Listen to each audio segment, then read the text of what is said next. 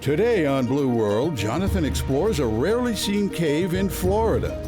But first, he travels with his whole family to South Australia to meet the world's largest cuttlefish.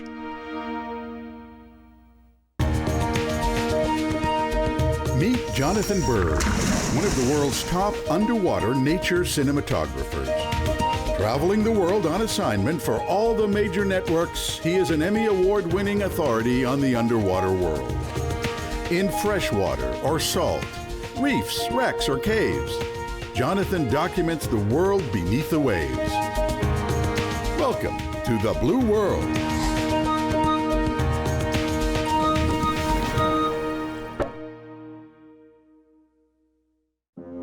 The Australian giant cuttlefish is the largest cuttlefish in the world, reaching a total length of nearly 1 meter.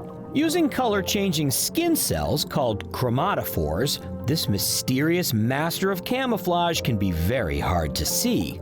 But this curious cephalopod may just come over to see you.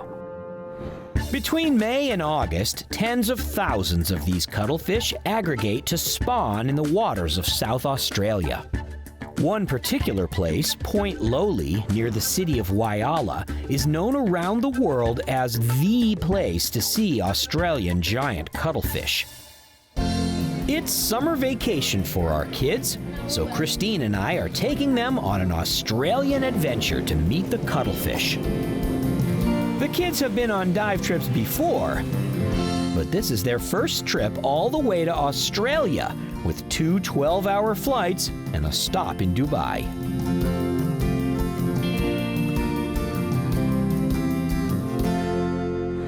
At last, we make it to Adelaide, South Australia, with all our luggage ready for an adventure.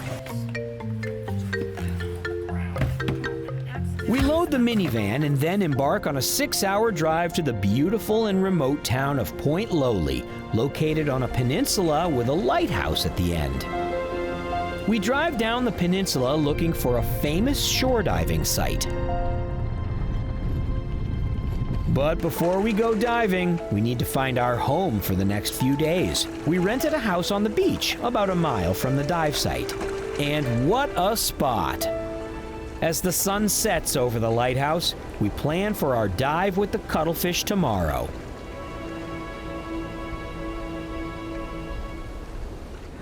We hop in the van for the short ride down the street to the dive site. Christine and I are ready for the 12 degrees Celsius water with our dry suit undergarments ready to go. A dirt road leads down to the water. I've never seen such nice provisions for divers. A pavilion for changing and rinsing gear, plus a walkway right down to the water. It doesn't get any better than this. So we waste no time getting suited up. Summer at home is winter in Australia, and the brisk wind here comes off Antarctica. It's sunny, but it's not warm. Elise and Liam are in wetsuits, so they're not going to last long in this water before they're cold. But they came all the way to Australia to see some cuttlefish, so they're ready.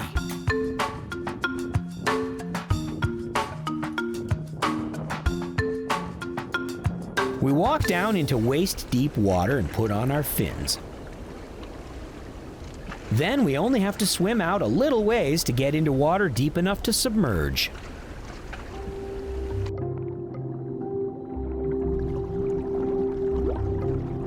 We start seeing cuttlefish immediately. In fact, it turns out that most of them are in water no more than 4 meters deep. You really don't even need dive gear. You could see them with a snorkel.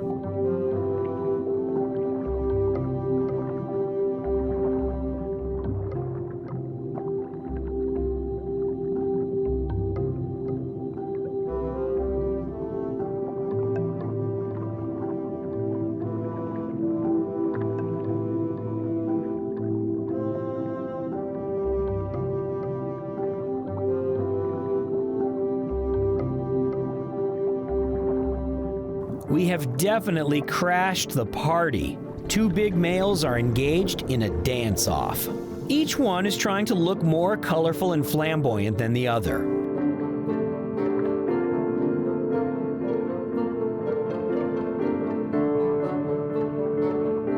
these non-violent battles are all about impressing the females and intimidating rival males.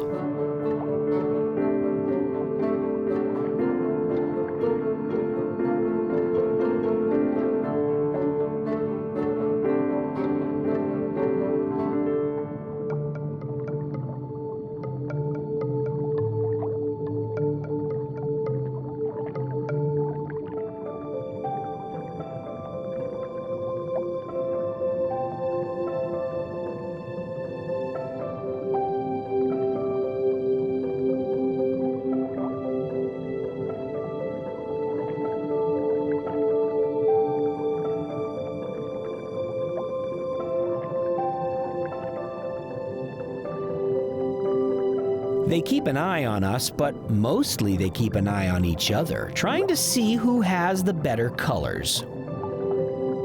Color-changing cells in the cuttlefish's skin are normally used for camouflage, but during the mating season they're used like a neon sign to advertise awesomeness.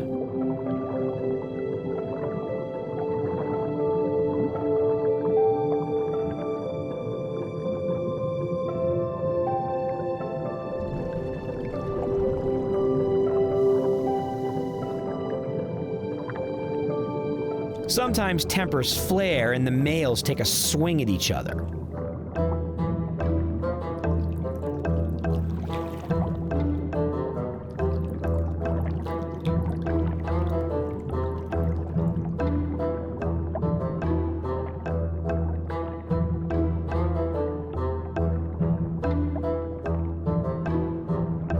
But eventually, if he's lucky and persistent, a male attracts the attention of a female. The females are easy to identify because they're much smaller than the males.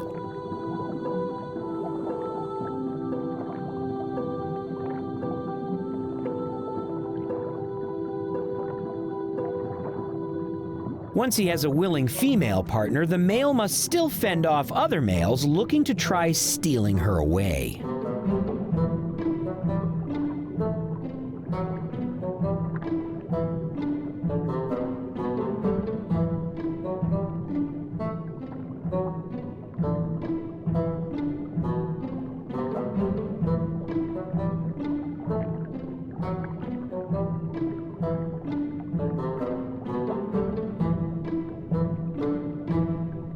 Later, the male and female will mate.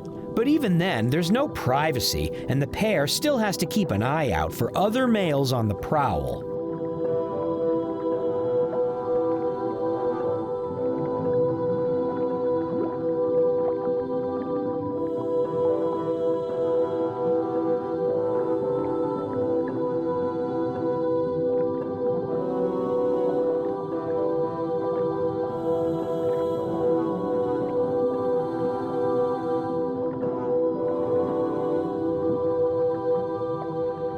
Sometimes the big males get so preoccupied with showing off that they fail to notice smaller males sneaking in behind their backs to mate with the females.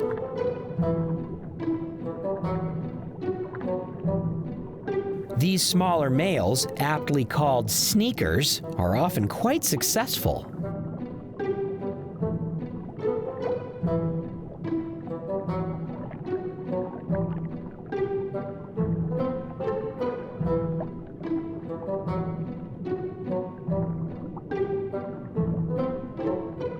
Eventually, the female deposits her fertilized eggs in deep holes under rocks, where they will be safe from at least some predators. They will hatch in 3 to 5 months.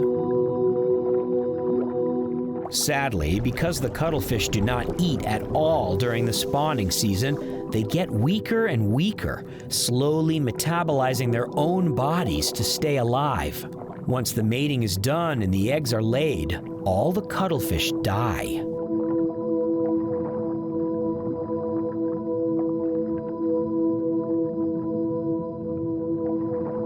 Although the cuttlefish spawning is still going strong, the kids are getting cold, so it's time to head out of the water.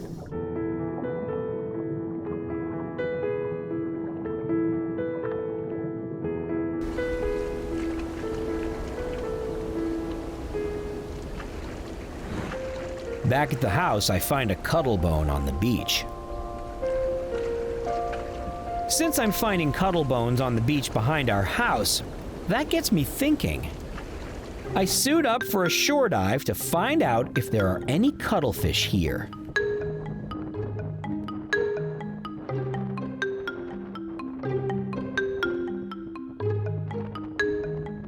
The wind has come up. It will be a little surgy underwater, but I don't need to go far.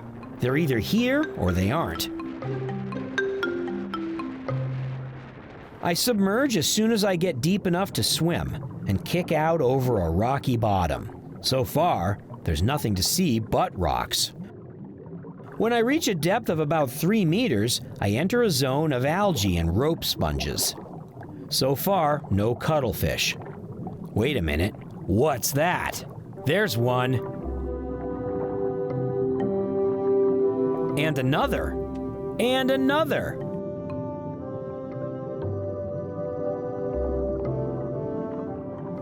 This place is crawling with them.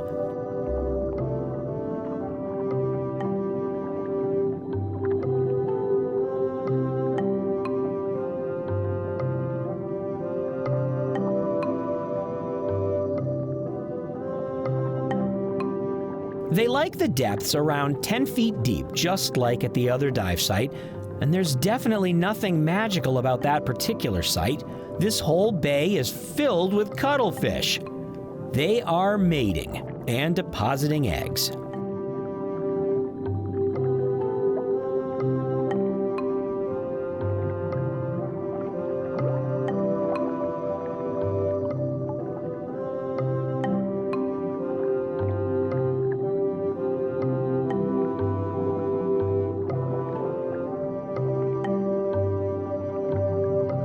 After a few minutes, I head back to the beach and carefully trudge out of the ocean, trying not to trip. My mission, a success. The Point Lowly region in South Australia is a wonder of nature. It's the only place in the world where large numbers of giant Australian cuttlefish are known to aggregate and spawn. For someone traveling from the other side of the world, it's a long trip, but it's worth it to witness such an amazing spectacle of the blue world.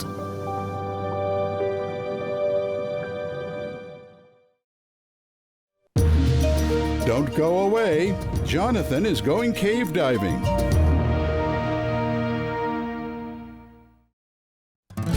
Once again, I've come to cave country in Florida for an epic adventure. Cameraman Zach and I are heading over to Blue Grotto, one of the most popular dive training locations in North Florida. It's perfect for diver training because it's almost like a really deep swimming pool with crystal clear warm water. But there's another secret part of the Blue Grotto I'm going to get to see today, and it's only available to certified cave divers. The adventure begins when I meet up with Kevin Tate, the head dive instructor and my guide for the day. We're going to start with a dive in the main grotto to check out the training facility.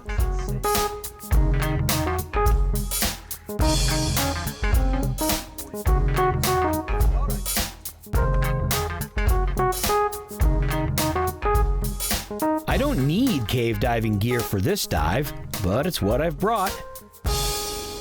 Divers enter the water at Blue Grotto by just jumping off the dock. Then we can submerge down to the first platform. It's easy to see why this is such a popular place for dive training. The water's crystal clear.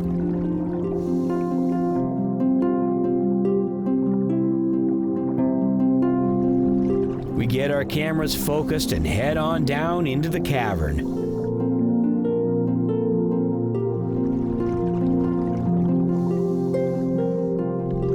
I really want to check out the air bell, which is a famous feature of Blue Grotto. The air bell is held to the ceiling of the cavern by the powerful buoyancy of all that air.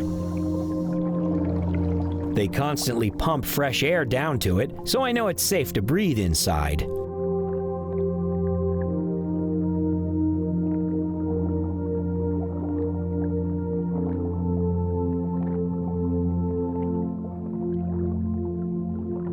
It's really weird to pop my head up into a dry space underwater.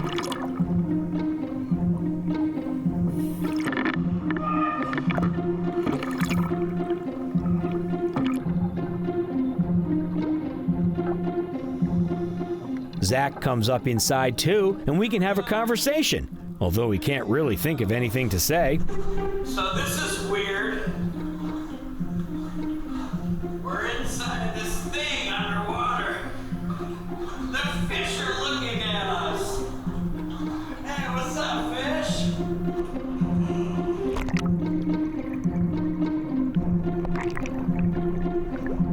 Next, we take a trip down to the deepest part of the grotto. It's a little bit like cave diving, but we can still see light from above, so technically it's a cavern.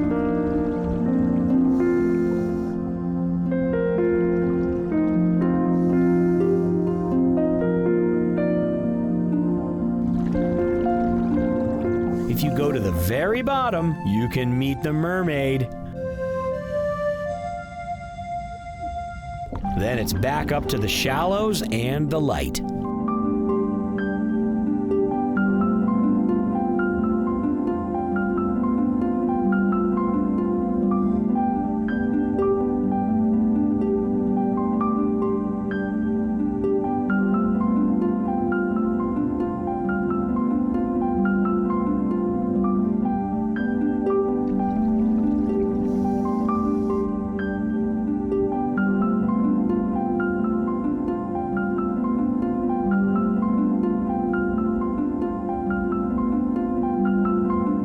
At the second platform, 3 rebreather divers are doing some training.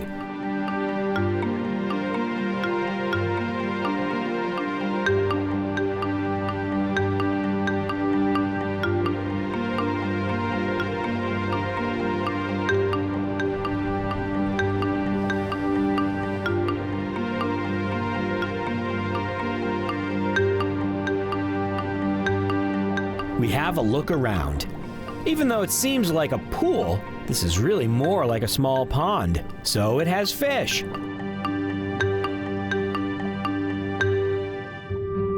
I also get to meet Virgil, the famous and friendly resident soft-shell turtle who comes out to meet almost every diver.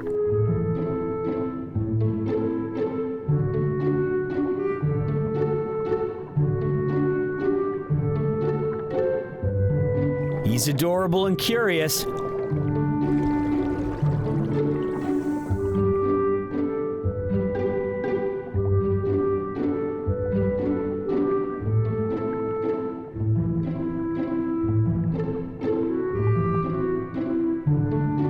Zach and I spend about 15 minutes just filming him as he models for us.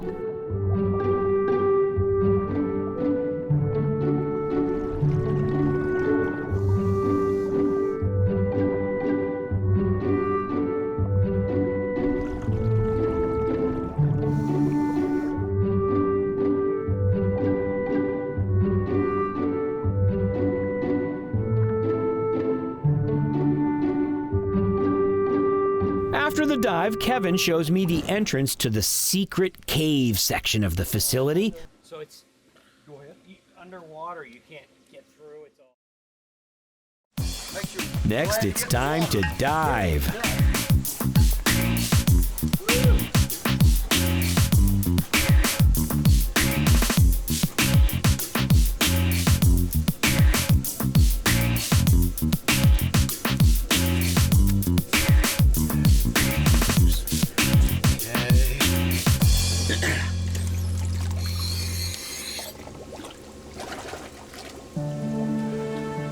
I follow Kevin down through the low cave entrance.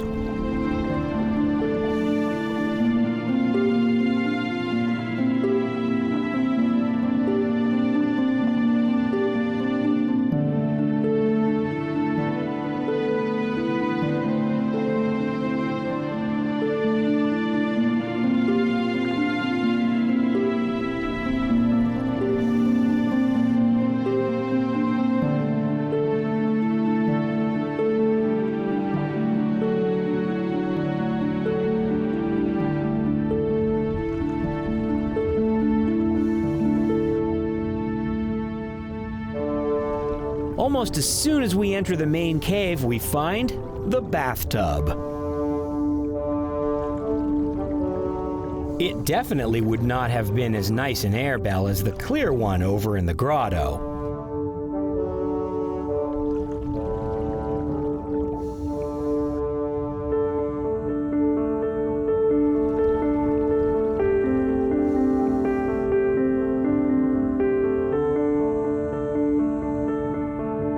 We continue past a PVC pipe, which is actually a water well. Whoever drilled that well definitely struck water.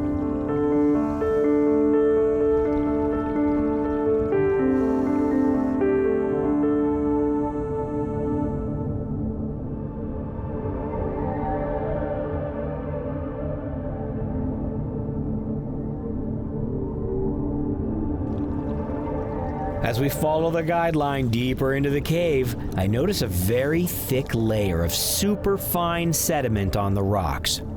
Just to demonstrate, divers need to be extremely careful in here because a careless fin kick could create a visibility nightmare. We're careful to keep our feet high away from all that silt. 300 feet from the entrance, we reach the end of the line. There are 3 different routes back, with each of the arrows pointing a unique path. Kevin takes the middle route so he can take us to the most famous resident of this cave. It's on top of a giant mound of rocks and silt. Is it a cave crayfish? A blind cavefish? It's an action figure.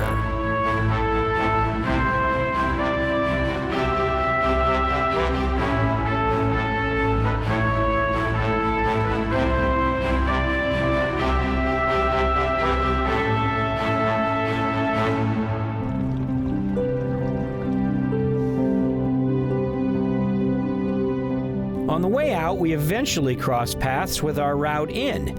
Our bubbles hitting the ceiling have knocked loose some silt which is raining down. You definitely get better shots on the way in.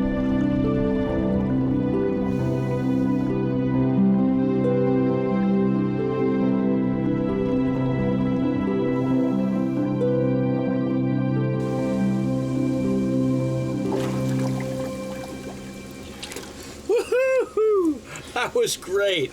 The Blue Grotto is definitely one of the wildest, most unique places I have visited as a diver.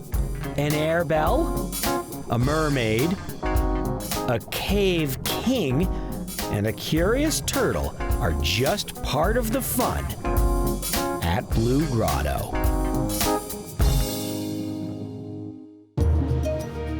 Today on Blue World, Jonathan and cameraman Tim explore a sweet wreck in the Bahamas. But first, Jonathan helps with the annual Manatee assessment in Florida.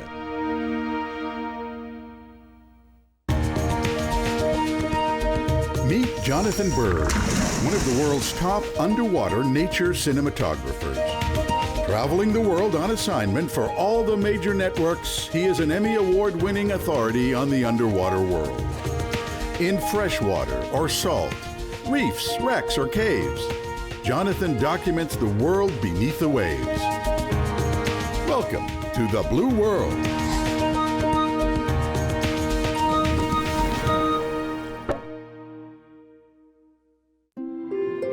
The West Indian manatee is a marine mammal that lives in the shallow coastal ocean around Florida and the Caribbean Sea.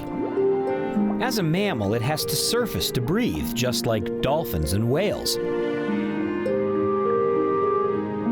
But unlike dolphins and whales, the manatee eats only plants, making it the only completely herbivorous marine mammal. Because they're slow and completely harmless, manatees were hunted extensively in the past, and the population has been diminished by pollution, encroachment on their habitat, and even accidents with boats. Most of the time, manatees are solitary animals keeping to themselves. It's rare to encounter more than one.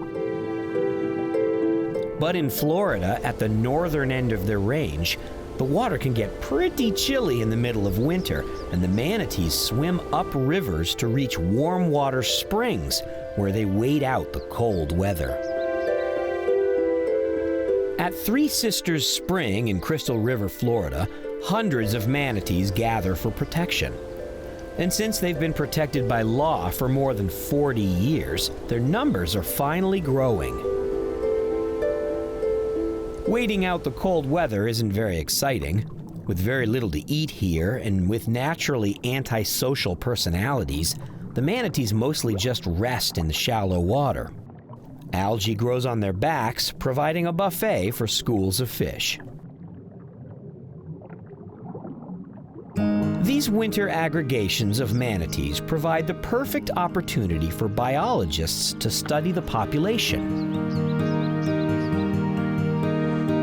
Back in the first season of Blue World, I met Dr. Bob Bondi, one of the world's top manatee experts, as he was performing in-water manatee assessments to gauge the health of the animals in Crystal River as part of the U.S. Geological Survey Sirenia project.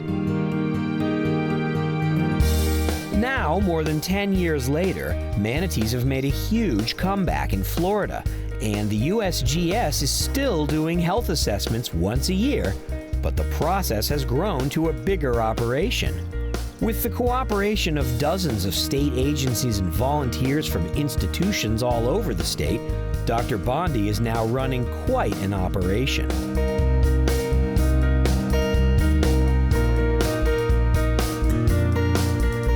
These days, it takes a lot of help to conduct the assessments. Dr. Bondi gives an introduction to more than 100 volunteers who are about to have a very long day. The process begins by setting a net on a busy section of Crystal River where dozens of manatees swim by every hour.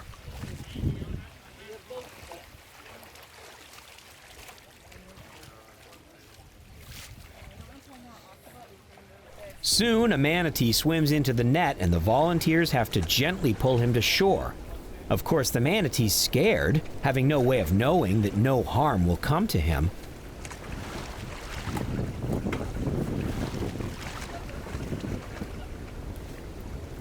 There's no question that people get wet during this process.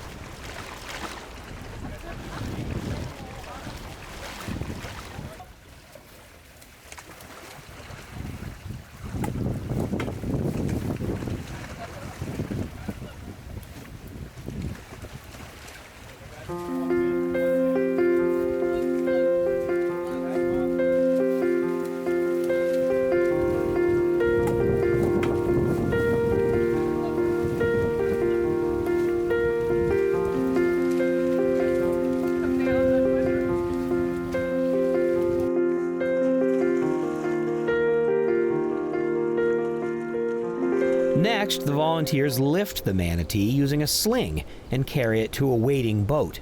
It's a special manatee rescue boat designed specifically with a removable transom and open stern to allow getting manatees in and out.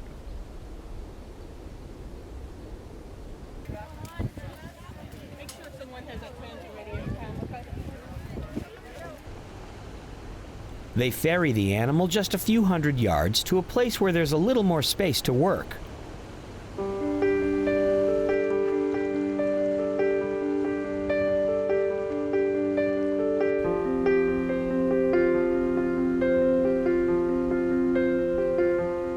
Then they carry the manatee into a nice warm tent.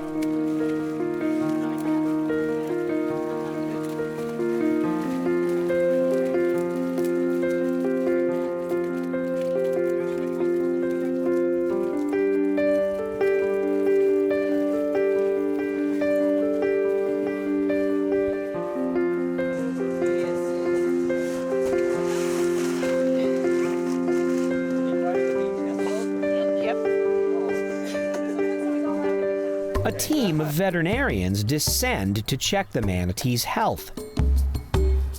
They take its temperature. They use ultrasound to measure the thickness of the fat layer. A healthy manatee has a good thick layer of fat to keep it warm, But the animals that are not getting enough to eat will have a thinner layer, and this is a good indication of the health of not only the individual manatee, but also the entire manatee population. They also measure the manatee,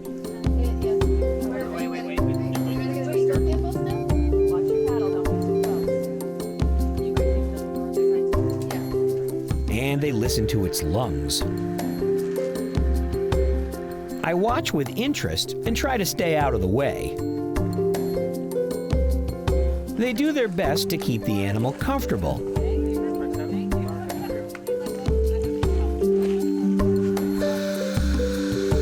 Dr. Bondi helps keep the whole operation running smoothly. Meanwhile, the manatee is moved to a giant scale.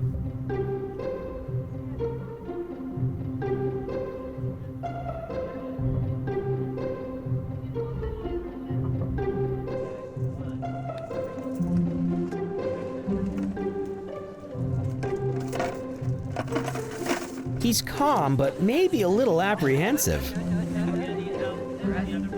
Nope, not yet. Still thinking about it.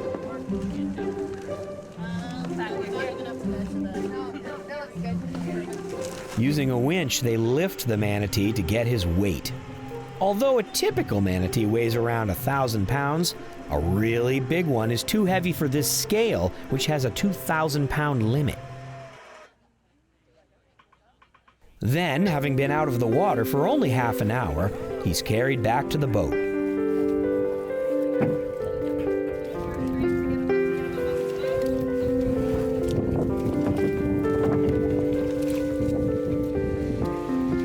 They take him out into the middle of the river and let him go, none the worse for wear, though perhaps with a good alien abduction story for his buddies.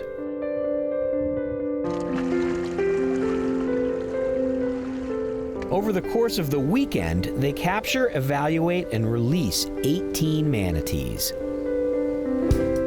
The next day, I stop in at the USGS office to catch up with Dr. Bondi's wife, Kathy Beck, who's in charge of the manatee photo ID system that's been used to track individual manatees for more than 40 years. Sadly, most manatees have scars from old injuries, often from encounters with boats. But these unique scars can be used like fingerprints to identify individual manatees. The benefit of a photo ID system is that animals can be tracked over large periods of time. They've learned a lot about manatees with this system. For example, 3 manatees in the database have been known to swim all the way to Cape Cod in Massachusetts. One female has given birth to 13 calves over the 40 years she's been in the database. They've learned how fast manatees grow, how far they swim, and all kinds of useful information which has been used to help protect the species over the years. The annual manatee assessment is an important part of the protection plan because a small random sampling of animals ought to reveal a lot about the general health of the population. And what they're finding out is that manatees are definitely on the road to recovery. In 40 years, the population of manatees in Florida has risen from 1,000 to 6,000. That is certainly not a full recovery, but it shows that the protections are working and the manatee is making a slow comeback, which is how manatees do most everything in the blue world.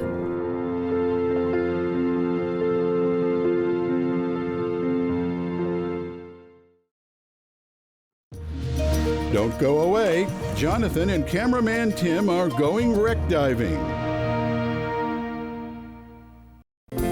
Once again, we're setting sail aboard my favorite dive boat, the Dolphin Dream. We're in the northern Bahamas, headed to a wreck called the Sugar Wreck, located in the middle of nowhere. We anchor up to the wreck, and from the air you can see the shape of the ship. Cameraman Tim and I suit up for a long dive.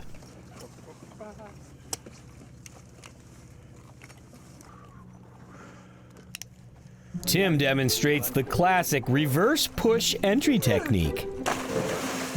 It takes years of practice.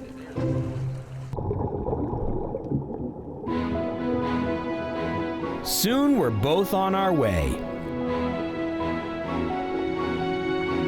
We meet on the bottom and begin our exploration of the wreck. Because it's only 20 feet deep, our scuba tanks will last a long time, so we don't have to rush. Cameraman Bill is filming the dive. Wait, he took my job! One of the first things we find is the anchor.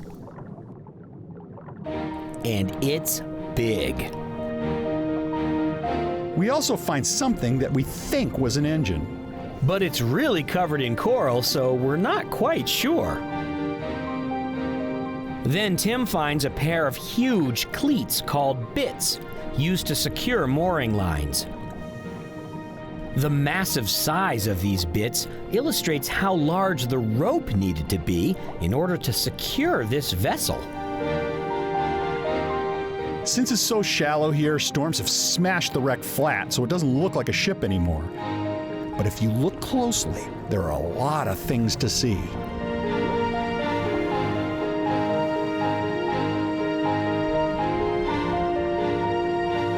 This is not just a pile of rocks.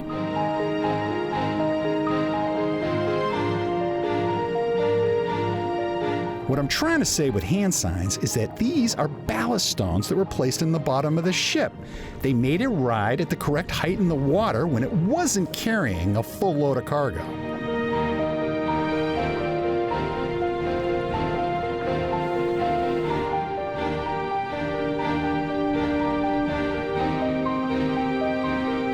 As we swim over to the other side of the wreck, we find a ladder, which was probably used to get down into the cargo hold.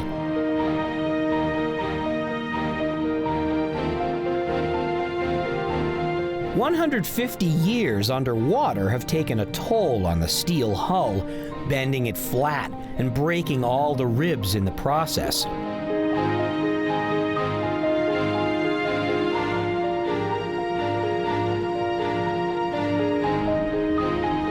But it's still easy to see that this was a ship.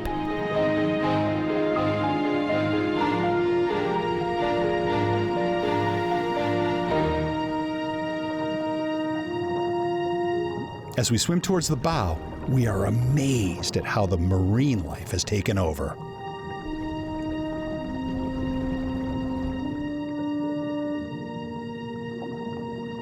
Just 100 yards away, the seafloor is flat and barren. There are almost no fish here because there are no hiding spots.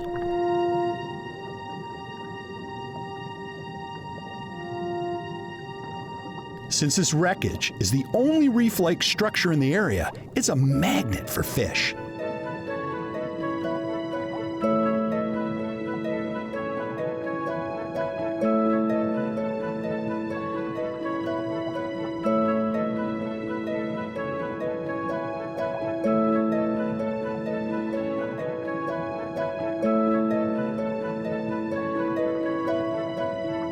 A French angelfish is nibbling on sponges that are growing on the ribs.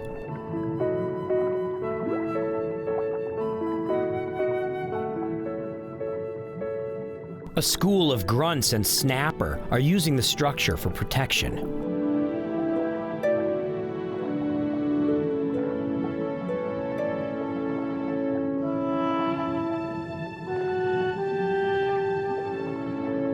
A pair of lionfish, invasive species here in the Bahamas, are stalking prey.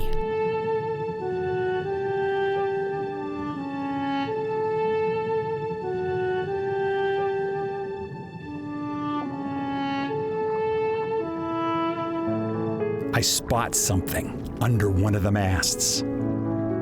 It's a shy nurse shark.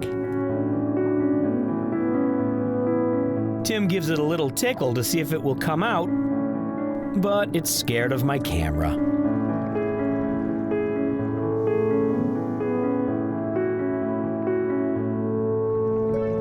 With lots of sunlight and clear water, the coral is thriving on the wreck.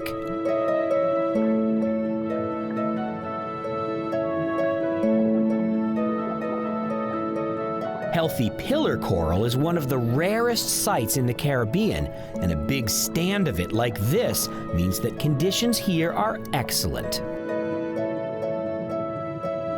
As we continue exploring, we notice a visitor in the distance. A Caribbean reef shark, probably here to hunt fish, is lurking around the perimeter.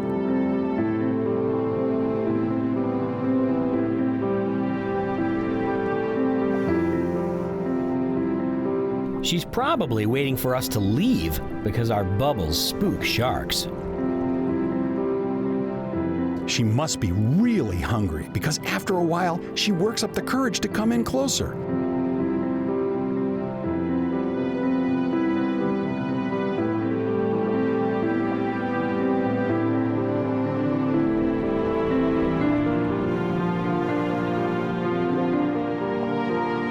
She may even be a little curious about us. It's incredibly rare for a shark to come this close without being fed.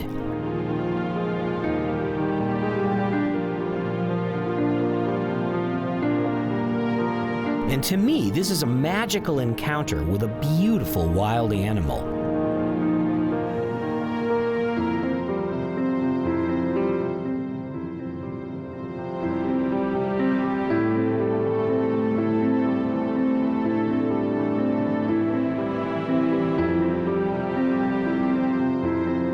What an awesome shark!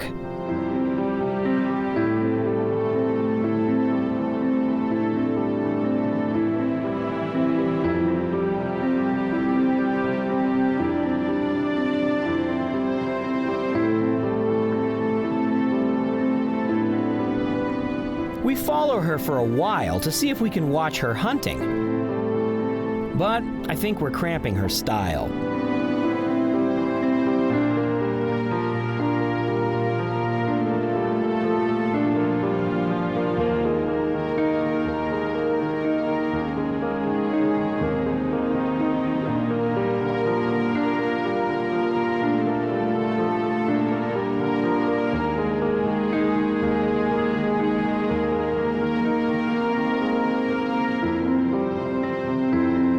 She's never gonna catch a thing with us hanging around. So we let her be. It's hard for me to let her go because I love sharks.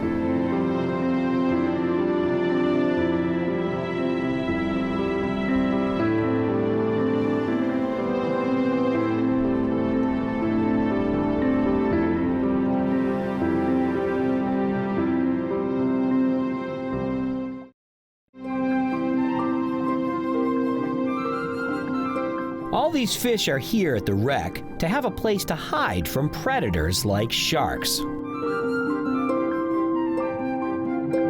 Soon Tim spots a porcupine fish. Not only do these fish have spines for defense like their namesake, but they're also one of a relatively small number of fish that swim not by swishing their tail, but by flapping their pelvic and dorsal fins.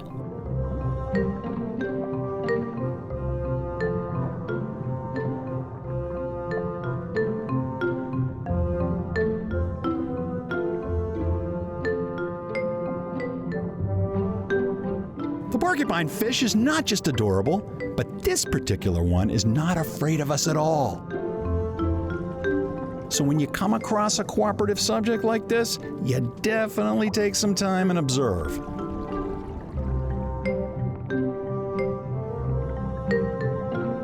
As we follow it around a little, we discover that it has a friend.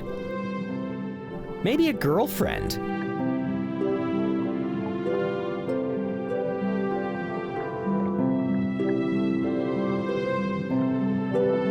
Together, they each take turns coming up to the camera.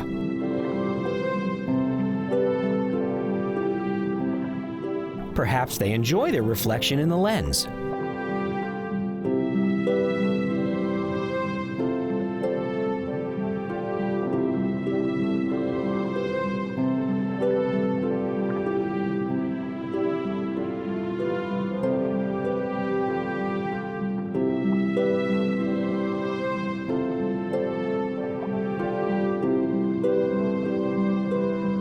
They duck into the protection of the wreck, and we think they're gone.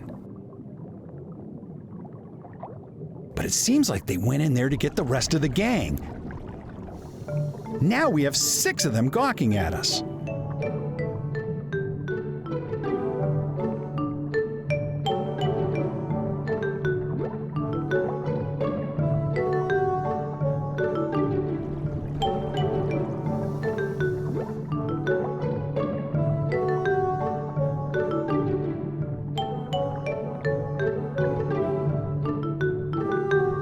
I'm not sure who is watching whom.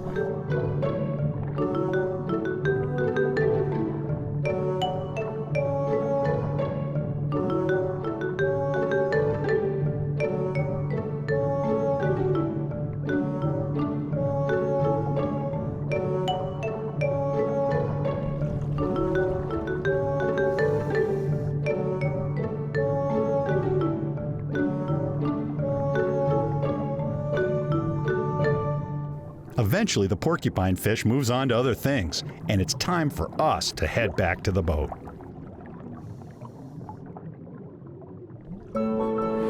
Not all shipwrecks still look like ships, but the sugar wreck shows that a shipwreck can create a home for thousands of fish and invertebrates. While we often associate a sinking ship with death, in fact, these derelicts of human society become flourishing habitats of life in the blue world. Today on Blue World, Jonathan takes his kids on their first wreck dive. But first, he goes critter hunting at night in the Philippines.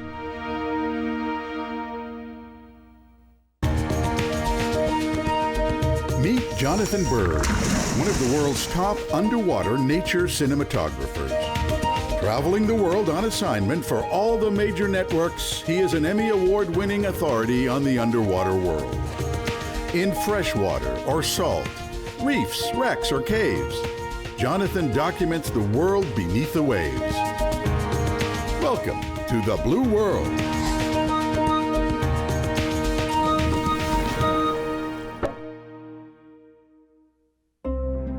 I love filming interesting and unusual marine life. Some of the most amazing marine life can be found on sandy or muddy seafloors. This environment, without rocks or reefs for shelter and protection, forces animals to develop creative ways of evading predators and catching food. In the diving world, these habitats are jokingly known as muck, so this kind of diving is called muck diving. And some of the best muck diving in the world can be found in the Philippines. I've come to the Atlantis Dive Resort in Dumaguete for some amazing muck diving. The dive sites are only minutes from our beautiful beachfront resort. I've already done a few muck dives and seen some really interesting animals, but tonight I'm going to go see what can be found after dark.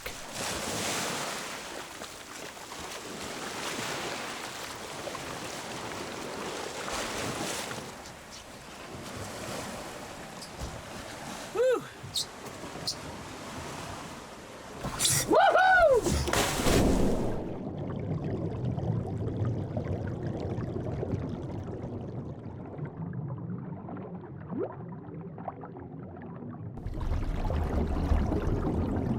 I grab my camera and sink down to the shallow seafloor covered in seagrass. Immediately, I spot a small cuttlefish hiding behind a fan algae. Looking like 2 tufts of poofy algae, a pair of ambon scorpionfish are easily missed if they don't move. Luckily for them, plankton and tiny shrimp are attracted to my dive lights like moths to a flame. As I move in for a shot of the scorpionfish, they feast on the shrimp that I bring to them.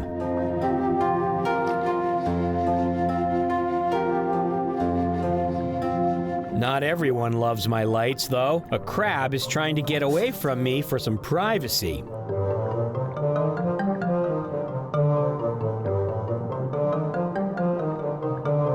it has caught a smaller crab for dinner. It's a crab-eat-crab world. Cannibalism is alive and well in the muck.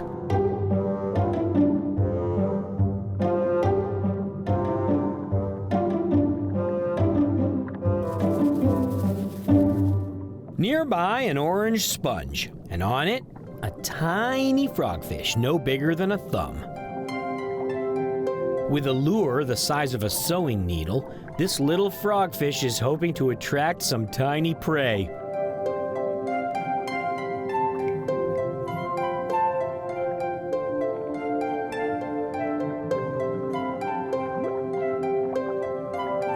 Missed.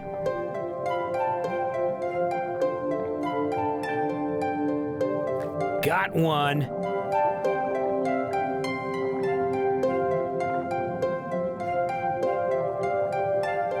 Got another one. On the sandy slope, I discover a tiny section of coral reef. And on the coral, a larger frogfish, on the prowl for a good hunting spot.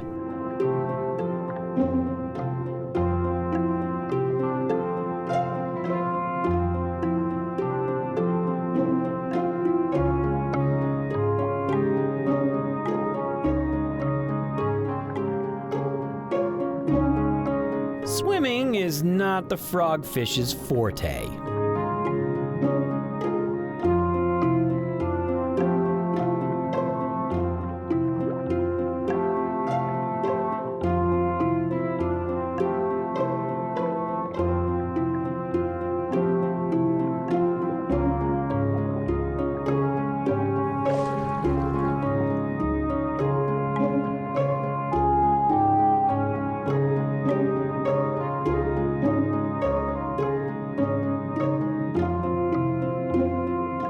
Back out on the sand, I find a bobtail squid, which is technically a tiny cuttlefish. She too is preparing to hunt with a stealthy muck camouflage.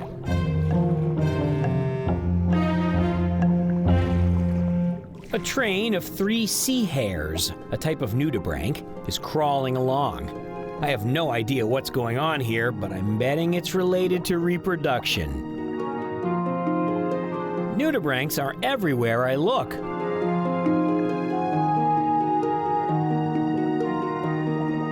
Nudibranch means naked gill, and this is a perfect example. The tuft of leafy projections are the gills. Then I find a murex snail cruising across the muck. While I have seen the shells in museums, this is the first time I've ever seen a living specimen. This predatory snail has spikes on its shell for protection while it hunts for clams. It drills a hole through the clamshell and then sucks its guts out. This is one tough customer.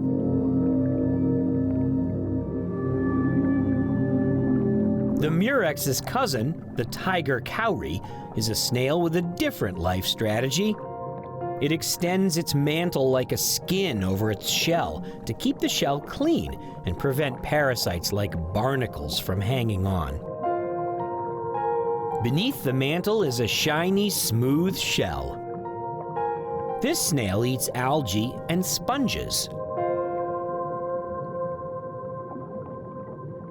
Nearby, another clam eater. The smooth box crab uses mighty claws to crush its prey, then poops it out.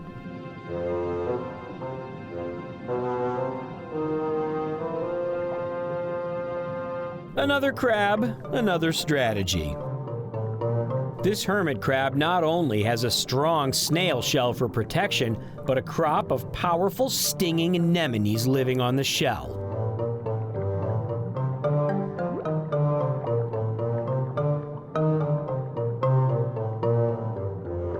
It's a lot of baggage to carry around, but with this defense mechanism, the crab is afraid of nothing. One zap from the anemone tentacles is enough to scare off a moray eel.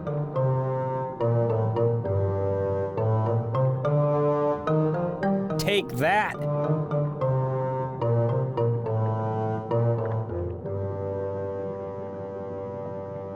But that doesn't mean that morays are pushovers.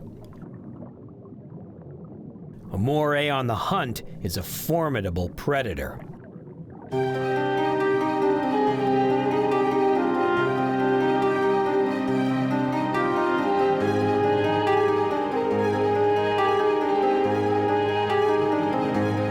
With a slippery and maneuverable body, the moray can investigate every crack in the reef for a sleeping fish.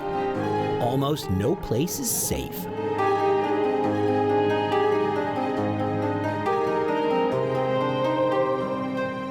But the octopus is the master of grabbing fish from their hiding places.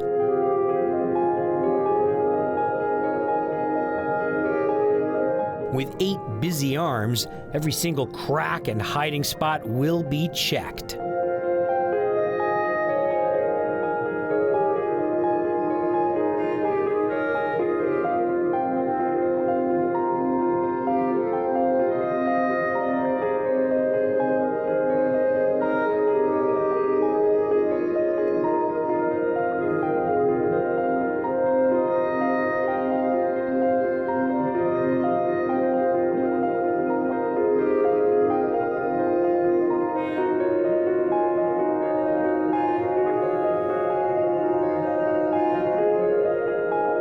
Aha!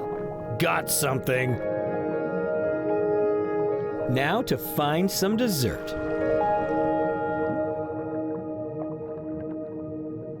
A blue Lynchia sea star is slowly cruising along the bottom, munching on algae.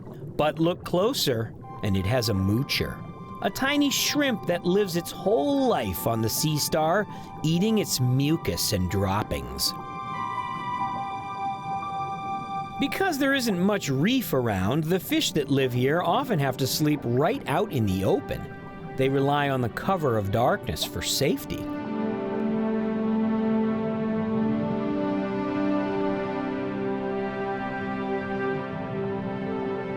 Lots of animals that feed on plankton, like crinoids and brittle stars, come out at night because the plankton comes up from the depths. A tube anemone snares plankton with sticky tentacles, as does orange cup coral.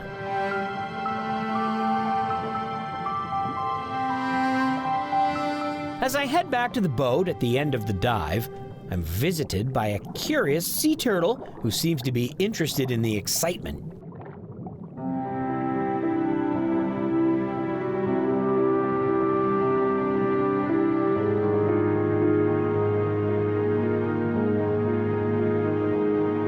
But once he figures out that it's just some boring guy with a camera, he swims back into the darkness. A night dive makes you work up an appetite, so it's back to the resort for some dinner. Woohoo! That was awesome! My dive buddies Marty Snyderman and cameraman Zach had a great time too. Muck diving is one of my favorite activities because you just never know what crazy animals you're going to find. And at night, the action continues with a different cast of characters, all going about their business. Night diving might seem a little spooky, but it's a fascinating way to explore the blue world.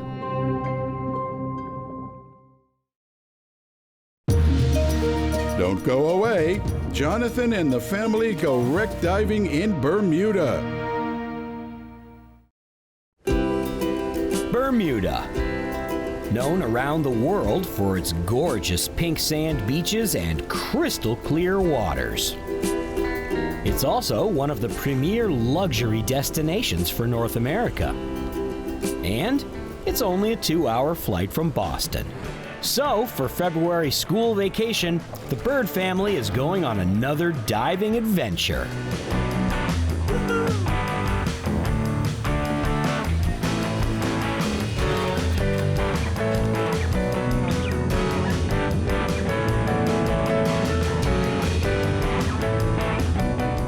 even have enough time to watch a full movie before We're in Bermuda. Since Bermuda is so small, they don't rent cars to tourists. So we grab a cab to our condo.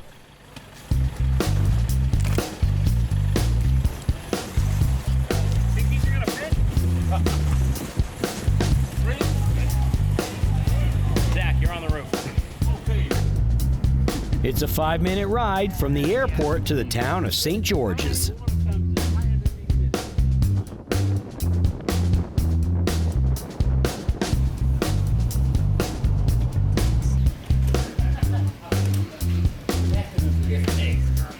The next day, we set out to explore the island tourist style.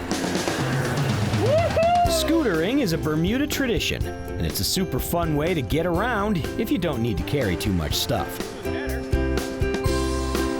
The island is only 20 miles long, but it has a rich history stretching back to the 1500s when it was discovered by the Spanish.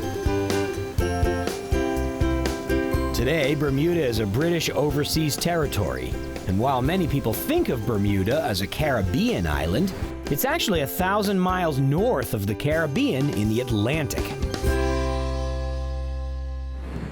We head over to Blue Water Divers and meet up with owner Chris Gauntlet. Hey, Chris. Nice to meet you. Glad you guys could come. Here's the whole family. Christine, Hello. Liam, Liam. and Elise. Nice to see you. How are you? Inside the shop, we sign our waivers while first mate Dylan Mulder fills some tanks and loads them on the boat.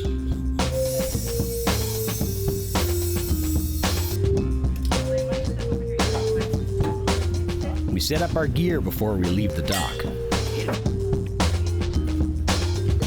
Next, a quick pre-dive safety briefing. Then we're off.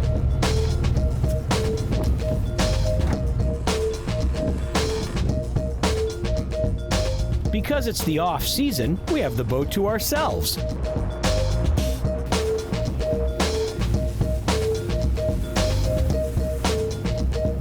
As the morning clouds clear, it has become a perfect day on the water for our 20-minute ride to the dive site. All the dive sites have permanent mooring lines, so nobody has to throw an anchor onto the reef. Chris gives us a dive briefing. Moved the wreck across the sand hole and wedged it up into the reef. And then it's time to suit up. The water this time of the year is only 68 degrees Fahrenheit, which isn't exactly tropical, but it's a lot warmer than home.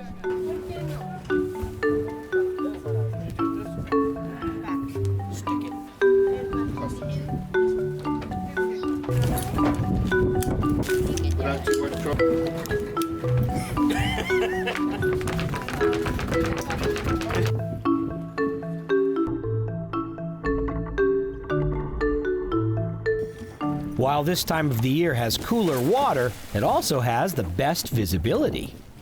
We're talking crystal clear. Oh, the business good. Yeah, that's pretty good.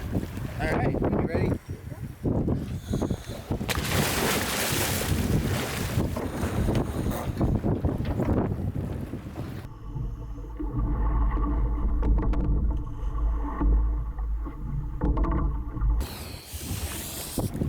As we submerge, we can see the bottom 80 feet down. Chris leads us over to the wreck of the Hermes.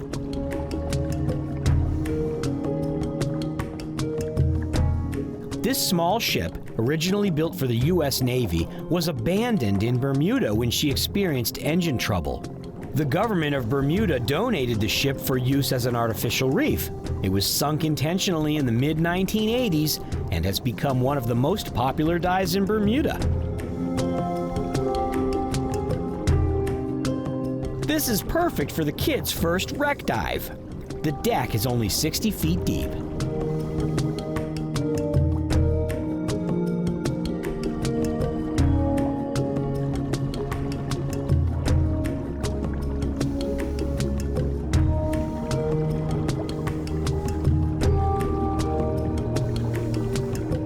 We drop down to check out the cargo hold,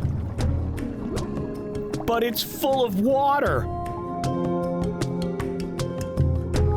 We do a good job of silting the place up. The superstructure is wide open and safe to explore, so we can swim through.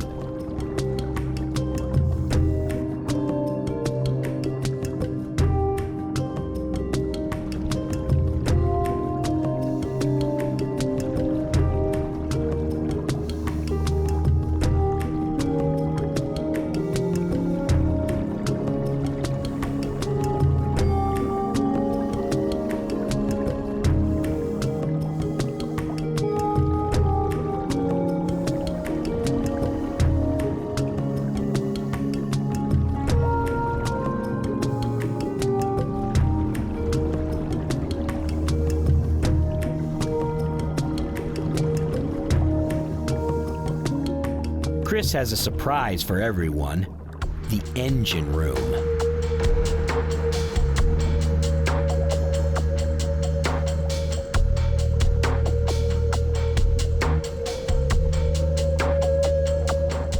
I'm fascinated filming the generator, but then I realize, hey, they're leaving without me.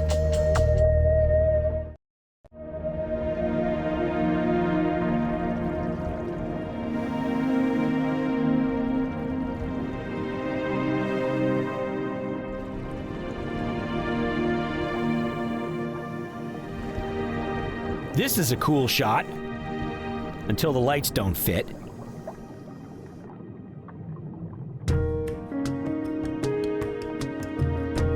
A hurricane pushed the ship right up against the reef, where it's now pretty solidly stuck. Swimming over the deck, we see machinery, but it's hard to tell what it was. There's a big capstan used for hauling up the anchor, and a long boom that was used for loading cargo.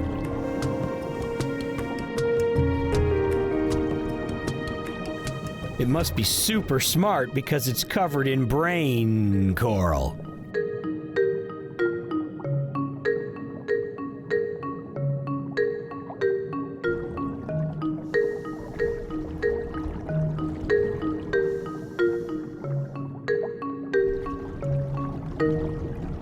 Chris takes us on a tour around the nearby reef so we can see some coral.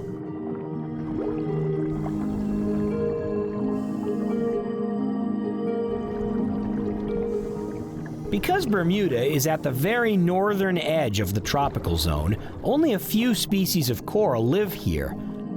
But the ones that do seem to be thriving.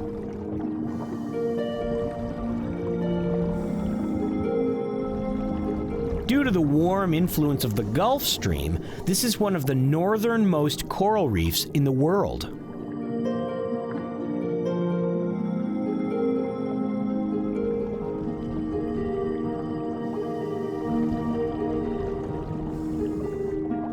After a lap around the reef, we head back to the wreck.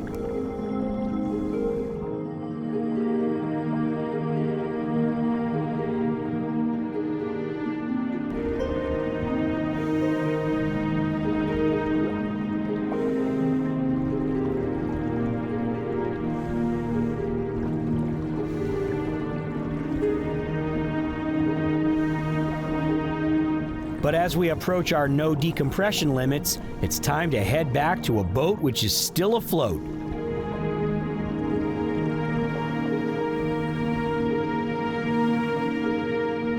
On the safety decompression stop, the kids battle it out with rock, paper, scissors to see who goes first. It's a little bouncy getting back on the boat.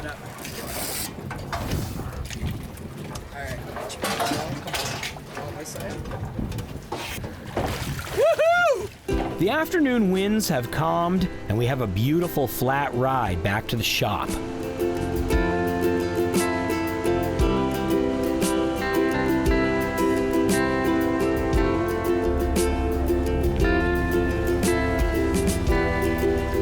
The tide has dropped a few feet since we left, so it's a good thing there's steps in the dock.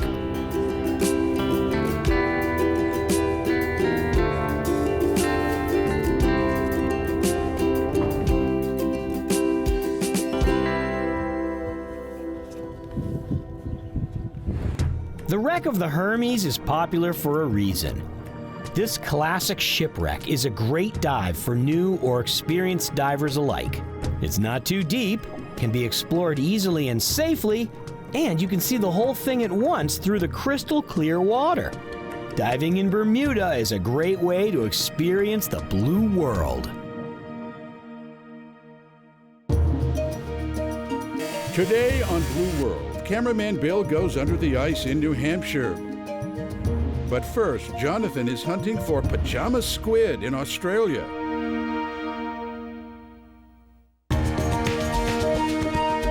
Meet Jonathan Bird, one of the world's top underwater nature cinematographers. Traveling the world on assignment for all the major networks, he is an Emmy Award-winning authority on the underwater world. In freshwater or salt, reefs, wrecks, or caves, Jonathan documents the world beneath the waves. Welcome to the Blue World.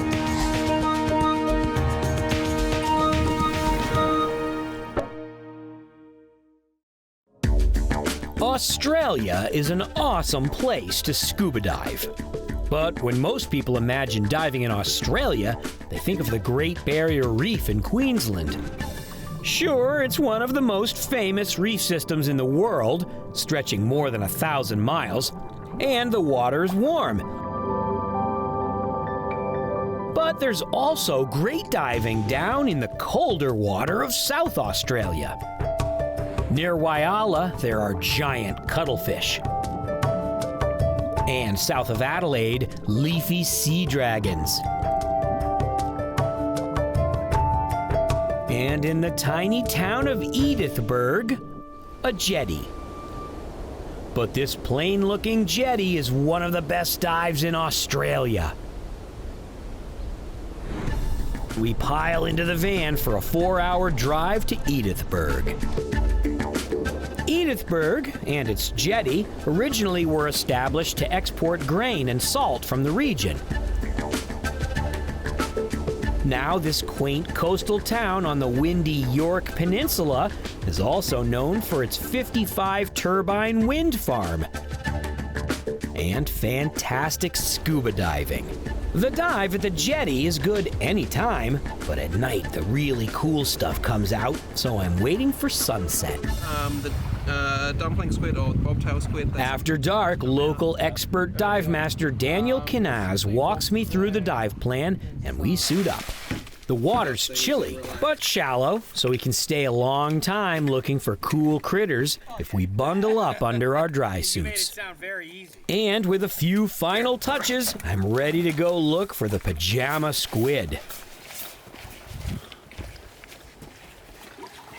At the bottom of the steps, Daniel and I flop into the 52-degree Fahrenheit water and submerge. As I sink down into only 3 meters of water, I immediately start finding stuff.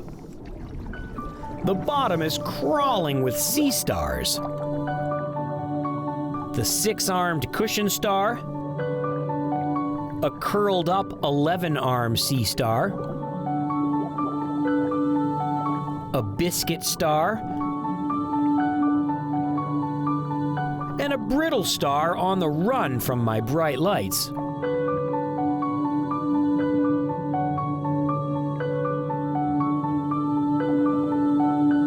There's a sea urchin with a crown of purple tunicates.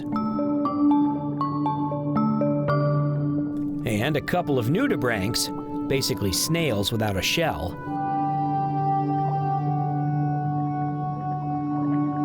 A smooth anglerfish is waiting patiently for a meal. The anglerfish is the Australian term for what is known as a frogfish in many places. Daniel points out the rarely seen southern velvetfish. This highly camouflaged fish is related to scorpionfish, so it has venomous spines in its dorsal fin for defense. It's a camouflaged ambush predator, waiting patiently for prey to come close.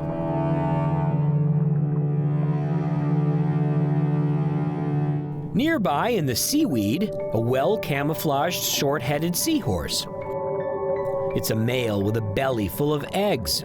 With seahorses, the male carries the eggs in a pouch until they hatch. This species of seahorse is perfectly adapted to live camouflaged within this seaweed.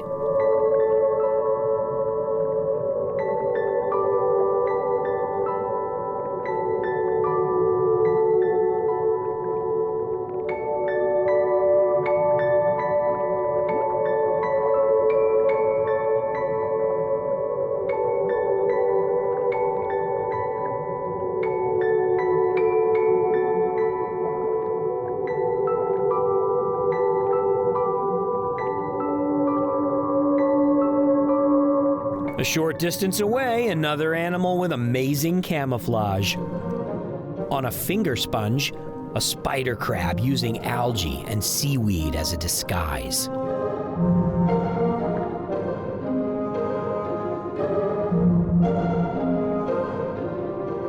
On the columns of the jetty, a rich collection of colorful sponges, and among them, another spider crab.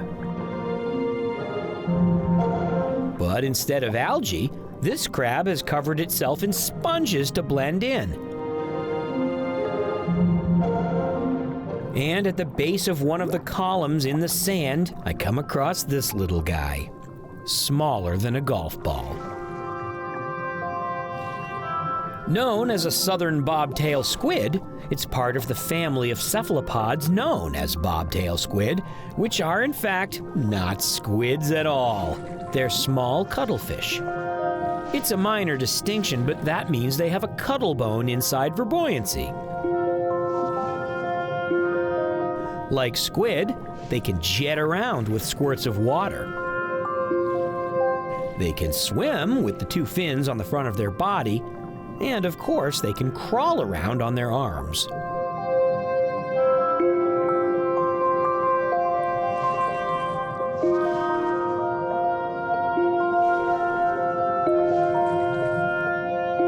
Bobtails have a unique way of hiding from predators. They burrow into the sand so that only their eyes are left sticking out. As I get deeper, working my way out towards the end of the jetty, I come across this amazing and rare octopus. The southern sand octopus is only found in the waters of southern Australia and Tasmania. It's unique in being one of the few octopods that lacks chromatophores, color-changing skin cells. So it has no ability to camouflage itself by adapting its color to its surroundings. As a result, it only comes out to hunt in the dark. During the day, it would be easy prey for a fish. This octopus is crawling through the rubble and algae, looking for a crab or a shrimp to eat.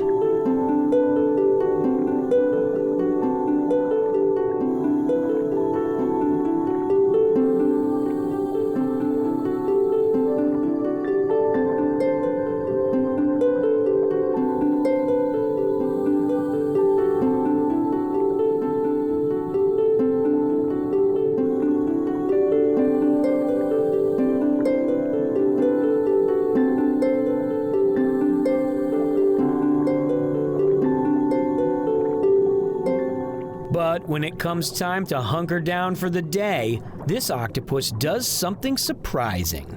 Using its siphon, it blows water down into the sand, creating a soupy mixture of sand in suspension with water, sort of like quicksand. Then it drops into the quicksand and keeps blowing water, making the hole deeper and deeper. While many octopods are known to cover themselves with a thin layer of sand for camouflage, this is the only species known to actually burrow. This octopus may dig down as deep as 20 centimeters, using its long, thin arms to keep a breathing hole open to the surface. I guess this guy has decided I'm not much of a threat. This is as far as he digs for me tonight. I must have hit Octopus Central out here by the end of the jetty. The southern keeled octopus can change colors and tends to be found out on the sand hunting shrimp. This one is a bit smaller than my hand and doesn't seem to be afraid, but rather just hoping I will go away.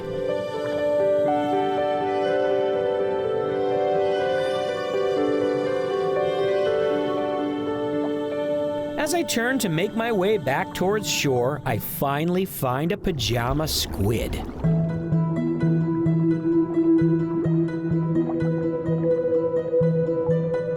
These tiny cephalopods, only the size of a golf ball, get their name from their classic pajama stripes. Like the bobtail squid, it's actually a cuttlefish. It hunts shrimp at night, sometimes eating shrimp almost as large as itself. Many animals in the ocean that have bright coloration like this are advertising that they're poisonous. It's called aposematic coloration. It turns out that the pajama squid secretes a slime that many animals find objectionable, a type of mild poison that helps make this cuttlefish unappetizing. Sometimes the pajama squid wants to hide, either to wait for prey or to escape annoying underwater photographers. In this case, it can bury itself up to the eyeballs quickly. As I finally get back to the steps where I started the dive, I can't believe what I find in such shallow water. A pair of bobtail squid mating right under the steps. Since I've never seen this before, I have no idea how long it will go on, but the male holds on to the female for the whole process. Since they're so still, I can get the camera up really close, and I can see the chromatophores in their skin, slightly changing size to create different patterns and colors.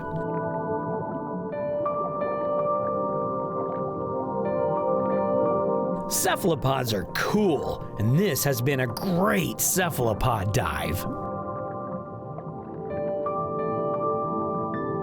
Finally, after more than 90 minutes filming marine life, it's time to head up. Even in the 52-degree water, I'm not cold, but I am almost out of air. Man, that was awesome. It really was more like a muck dive than it was a dive under a jetty, because everything that was really cool was in the muck or in the sand, but lots of cephalopods, nudibranchs, sea stars, all kinds of great stuff. I love critters, and any dive with lots of critters is always exciting for me. The jetty in Edithburg is by far one of the best critter dives I've ever done in my life. It's hard to believe that so many incredible animals live so close to shore under a jetty.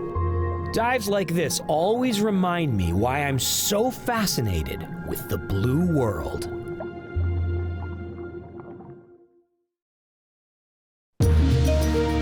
Don't go away. Cameraman Bill is about to get frozen. It's a frigid, windy winter morning on Lake Winnipesaukee in New Hampshire.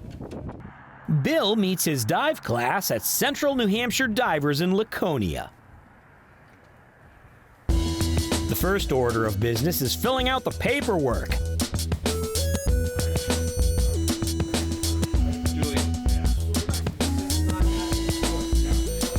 Then a quick pre-dive briefing in the last heated space they're going to see all day.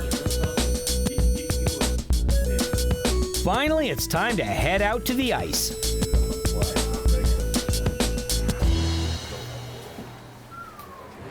Lake Winnipesaukee is located not far from Mount Washington, in the middle of New Hampshire's lake region. Here in Center Harbor, there's an ice fishing competition going on, so the place looks like a carnival is in town.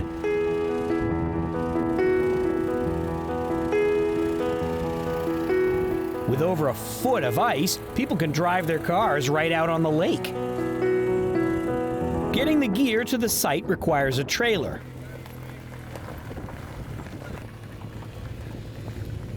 but everyone else has to walk. This spot was chosen because of a unique underwater attraction for the divers to see. Before the diving can begin, there's a lot to do. Dive instructor Alexei Averin begins by assigning tasks. The process begins with an ice screw which marks the center of the work area.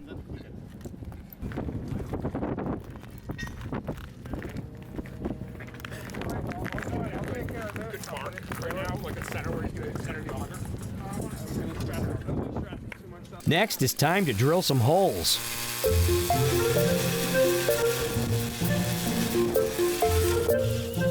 They don't need to drill all the way down to the water, just to the clear ice to allow light to pass through.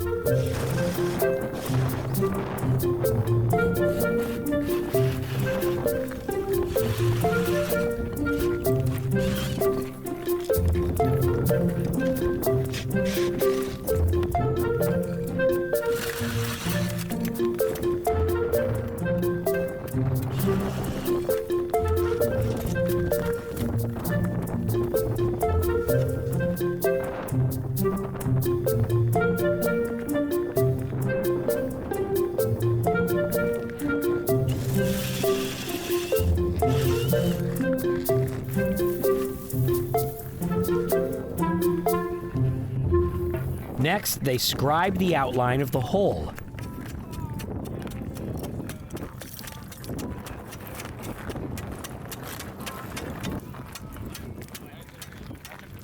With the hole ready to cut, now it's time to suit up because things are about to get wet. A trailer provides some shelter from the wind, but it doesn't have heat. Everyone is wearing dry suits to stay warm.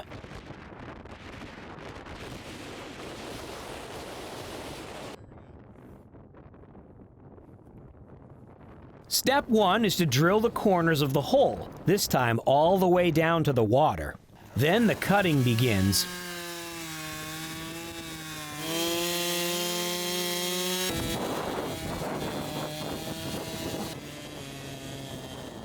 This cannot be good for your chainsaw.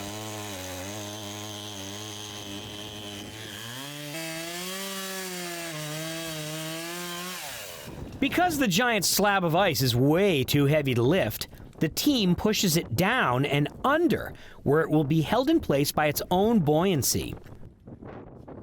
The wooden poles will keep it from freezing to the underside of the ice, so it can be put back later.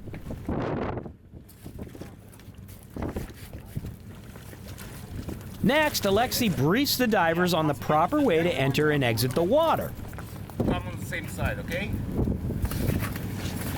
Oh, shit. Then Bill and his dive buddy John Hansel get ready to go.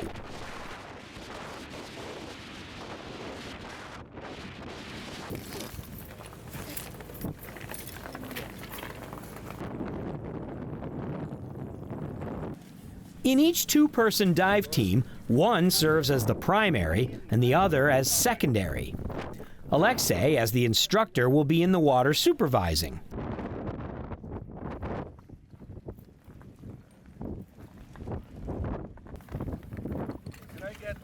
On the first dive, Bill's buddy John will be the primary diver, so he's connected to the dive tender above with a rope. Bill, as the secondary, is connected to John with another rope.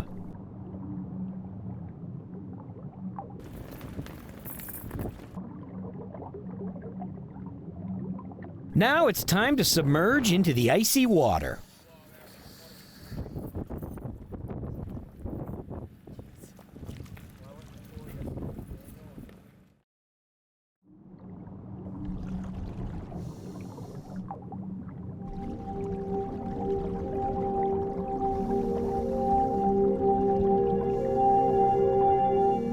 As the team descends, the tender up above has to pay out the line, but keep it taut enough that he can feel for a tug of distress.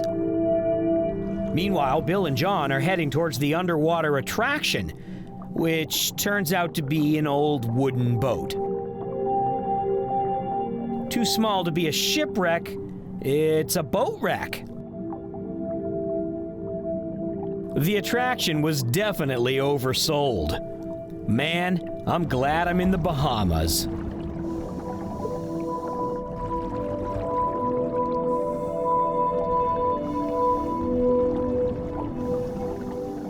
It takes them 30 seconds to see the wreck, and then it's back to the surface.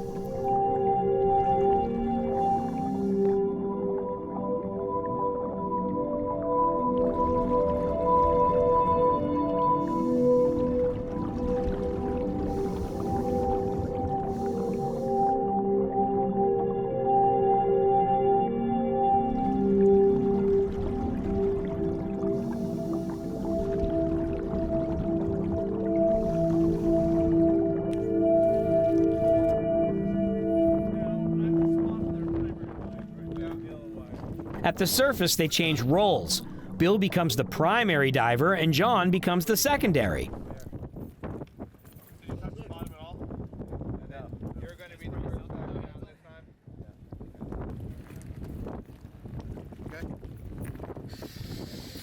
Then it's back down for another lap around the SS Minnow.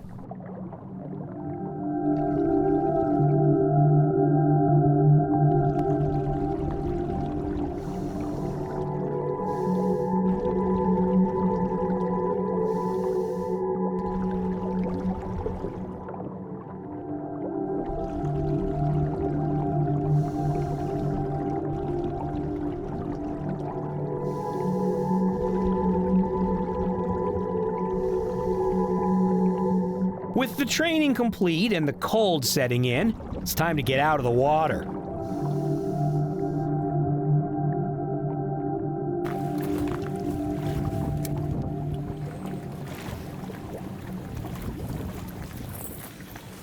The hole is triangular in shape because it helps getting yourself out of the water, but in this case, it's a full-service operation.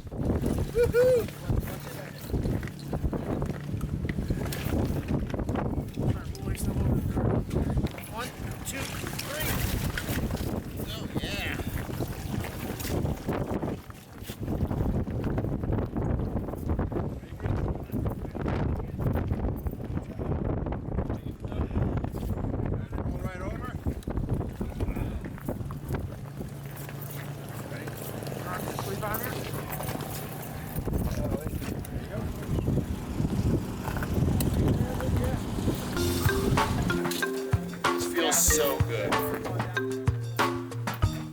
But Bill doesn't have much time in the hot tub because now it's his turn to be a tender.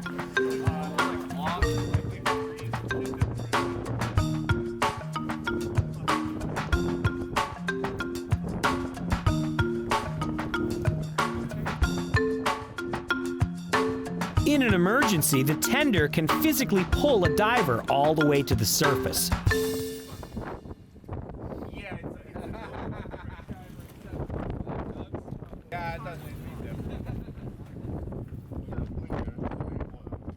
No ice dive is complete without a cookout.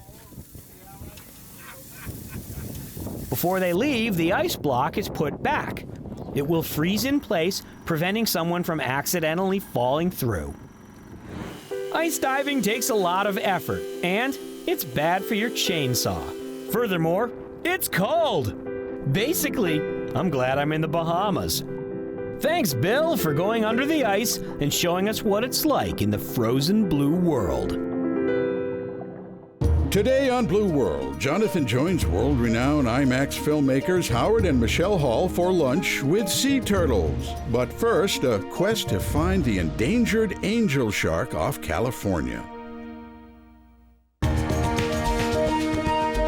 Meet Jonathan Bird, one of the world's top underwater nature cinematographers. Traveling the world on assignment for all the major networks, he is an Emmy Award-winning authority on the underwater world. In freshwater or salt, reefs, wrecks, or caves, Jonathan documents the world beneath the waves. Welcome to the Blue World.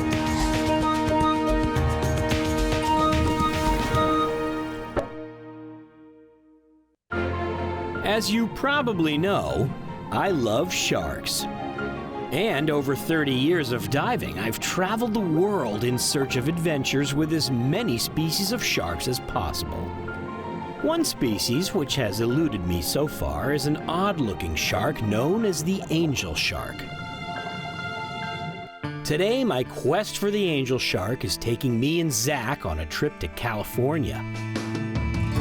With perfect weather and a beautiful view, Santa Barbara is many people's idea of heaven. It's not just popular for boating. It has a rich history of scuba diving dating back to the early days of the sport. As a result, it's home to the Santa Barbara Maritime Museum. Today, I'm getting a personal tour of the museum from famous diving historian Leslie Leaney. The museum curates a large collection of full-face commercial dive gear, as well as numerous other collections of rare and fascinating diving history. It's well worth a visit for anyone interested in maritime history. Later, we board the Truth Aquatics Vision live-aboard dive boat for 5 days of diving. Ooh, I can't wait. This is gonna be so much fun. We travel through the night and wake up in the shadow of Anacapa Island, one of the northern Channel Islands and part of the Channel Islands National Park.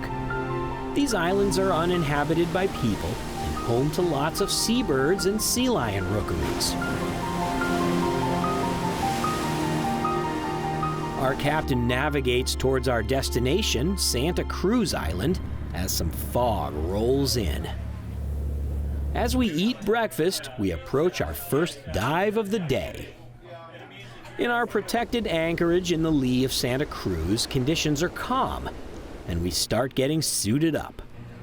The water here is around 60 degrees Fahrenheit, which isn't too cold, but it's not warm either, so I'm wearing my dry suit. With all the weight I'm wearing, I'm a total klutz trying to get into the Zodiac.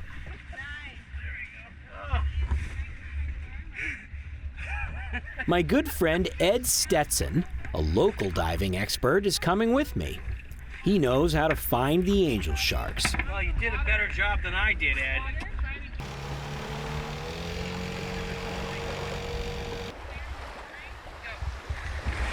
We hit the water and head to the bottom. As I descend, getting my camera turned on, I'm completely oblivious to a sea lion checking me out.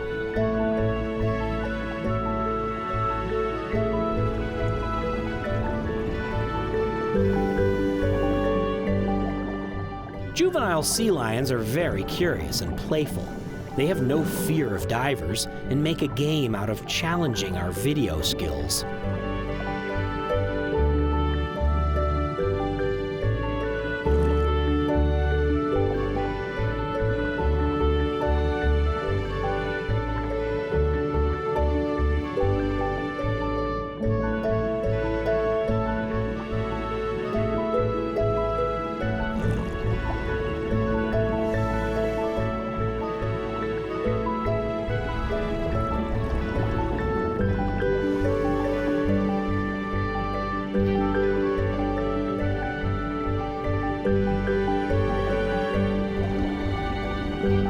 In the sea lion's social scene, blowing bubbles can be a sign of aggression or playfulness. I wonder if our exhaled breaths are a subtle sign that we want to play.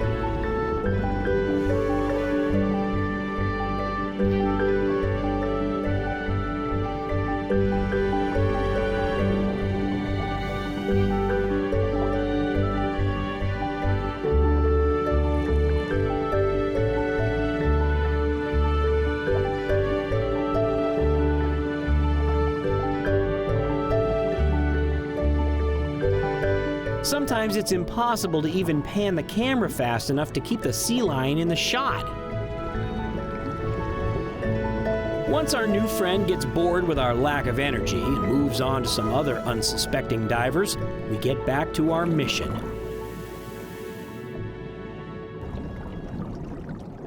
I follow Ed through the surgy, murky conditions. Ed tells me that it's usually not this murky and I just got unlucky with the weather. Soon we swim into a kelp forest. In search of clearer water, we descend deeper, reaching 90 feet. The water is much clearer down here, but also much colder, so we don't stay too long. Shallower, it's warmer, but the surge makes filming difficult.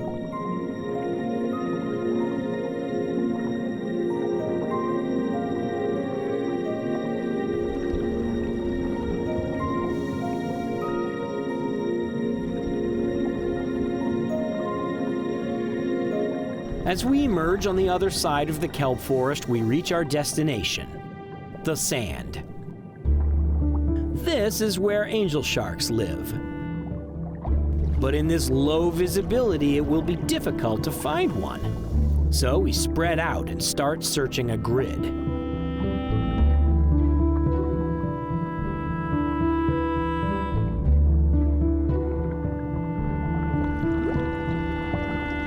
I can't find anything. But soon Ed calls me over. His experienced eagle eyes spotted a familiar shape, an angel shark hiding in the sand. I have no idea how he ever saw that. The angel shark buries itself for camouflage. Only its eyes protrude from its sandy blanket. The angel shark is so confident in its camouflage, in fact, that I can gently wave the sand away to reveal the shape of the shark. And it's not a small fish. There are 24 different species of angel sharks around the world, and this one, the Pacific angel shark, can grow to 5 feet long, almost 2 meters.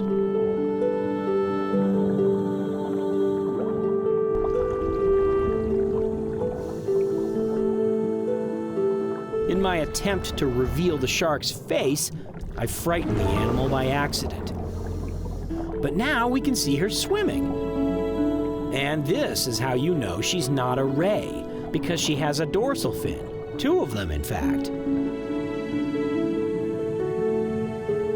And she swims with the familiar shark-like swishing of the tail.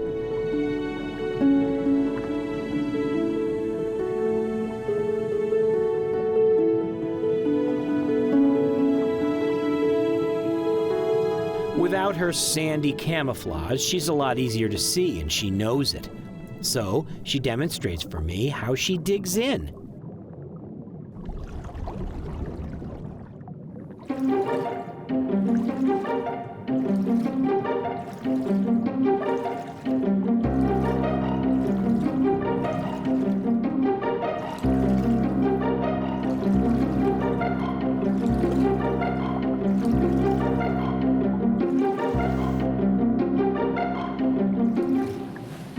Perfect. Angel sharks are ambush predators. They don't swim around a lot. Mostly they just lay very still and wait for prey to come to them. And when it does, lunch. An angel shark may go a week without eating, but that's plenty when you're not that active. A long dive, however, has made me hungry, so it's time to head back to the boat for lunch. Fortunately, I don't have to ambush my sandwich.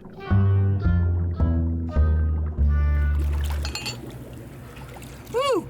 Man, after 30 years, I finally got to see an angel shark, and they don't look like a shark at all. But man, they are cool. Heavily fished in the 1970s and 80s, Pacific angel shark populations plummeted and sightings by divers became extremely rare. But in the last 30 years, with protections in place, they're slowly making a comeback, and divers are starting to see them more regularly, especially in the waters around the Channel Islands National Park. These strange and unique sharks are one of the highlights of diving in California, certainly one of the wildest sharks in the blue world.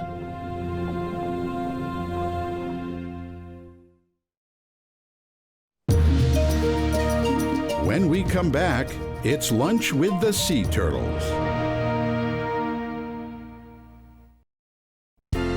Howard and Michelle Hall are a world-renowned underwater filmmaking team. For more than 30 years, they've traveled around the world making animal behavior documentaries. They're most famous for their incredible underwater 3D IMAX films, which are made using an enormous camera system that weighs more than 1,000 pounds. It uses 2 rolls of 70mm film and costs more than $2,000 per minute to run.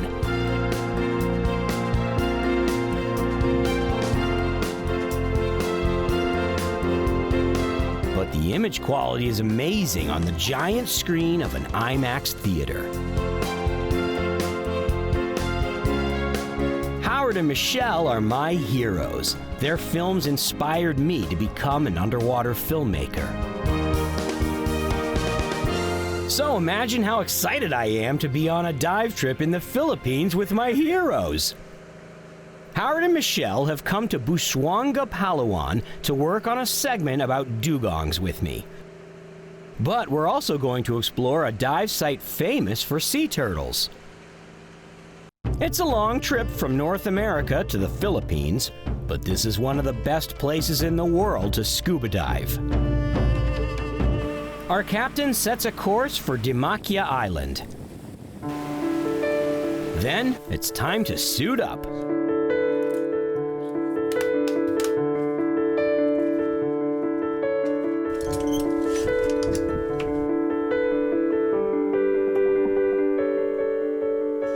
Michelle hits the water first.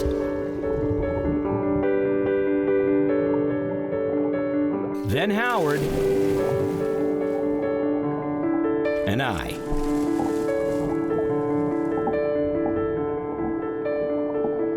There is no reef here, just a sandy bottom. At first, it doesn't look very promising. But our dive master has already found a sea turtle. This green sea turtle is foraging for food. She has a freeloader in the form of a huge remora sticking to her. She really likes the seagrasses that grow here. There isn't a ton of nutritional value in the grass, so she spends a lot of her time eating.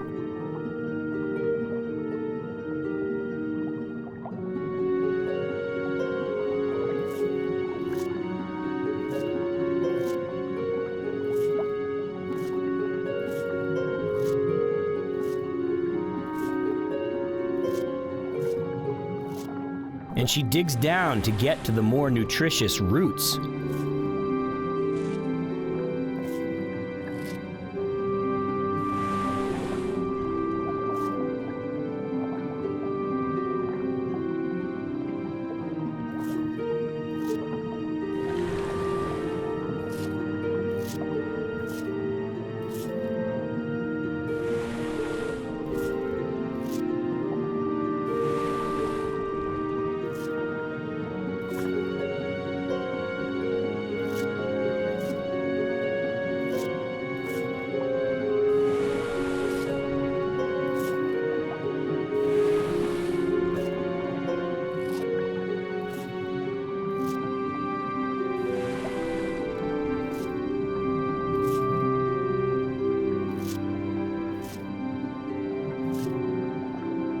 Divers come here fairly often, so she's not afraid of us at all.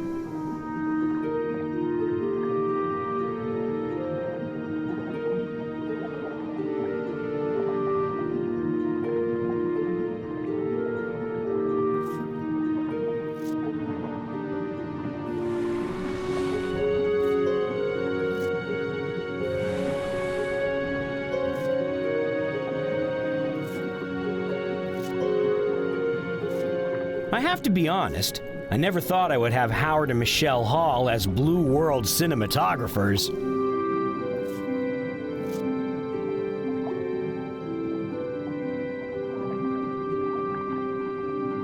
Like land turtles, sea turtles breathe air. They hold their breath underwater, and they need to rise up to breathe every few minutes. A quick breath, and it's back to feeding.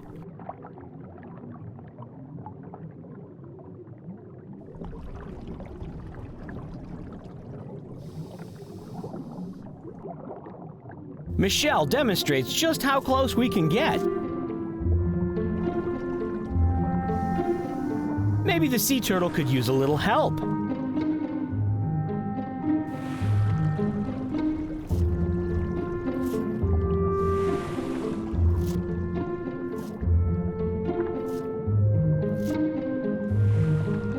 Michelle notices that the sea turtle eats an awful lot of sand while feeding, so maybe she can assist.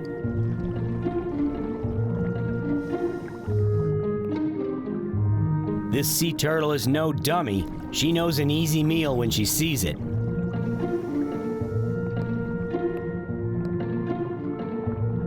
Now, this looks like fun to me. Nearby, I find another sea turtle and see if she will accept a handout.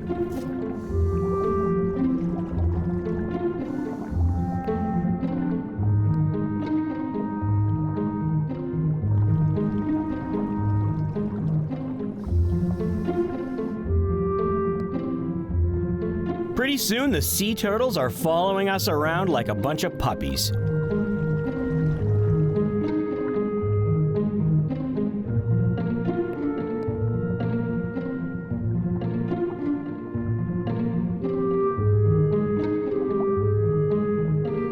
We can even get them to do tricks.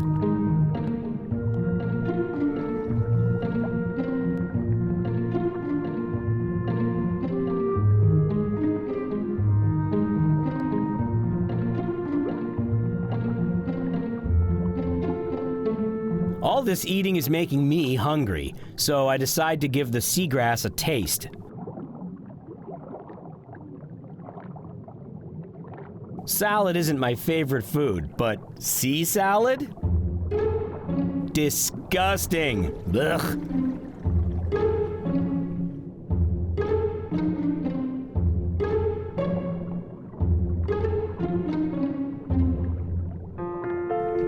Michelle likes healthy foods, though, and she loves it.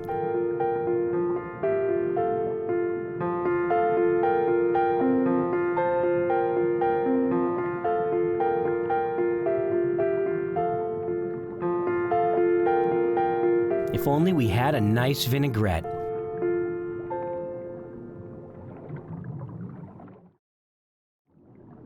Meanwhile, the turtle has her eyes on a thick ring of seagrass around an anemone. But as she inches closer, she finds out why nobody's eating that seagrass. The anemone fish are protective of their home and drive away intruders.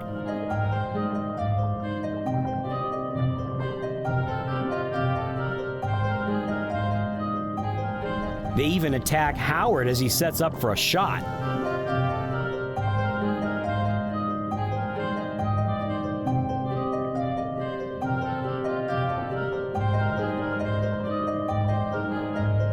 Soon we notice that the anemone fish are working very hard to move a piece of waterlogged bamboo closer to their anemone.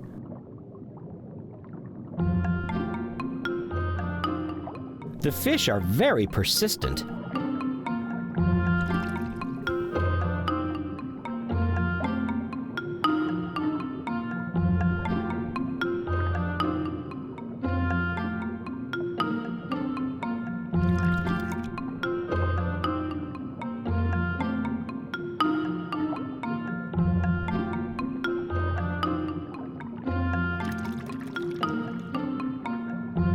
Once they get it in position, we look closer and realize what's going on. They've laid their eggs on the bamboo. The largest male aerates the eggs constantly by swishing water over them with his fins. With anemone fish, it's the males that care for the eggs. Go dads!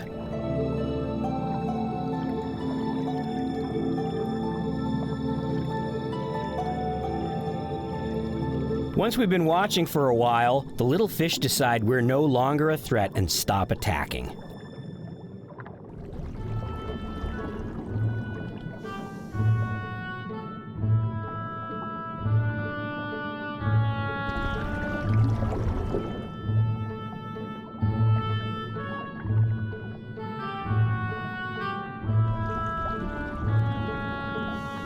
Nearby, another anemone. This one harboring a different inhabitant. Michelle coaxes it out to play.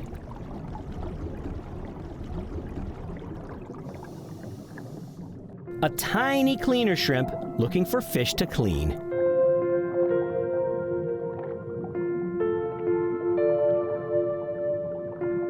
Michelle is an odd customer at this cleaning station.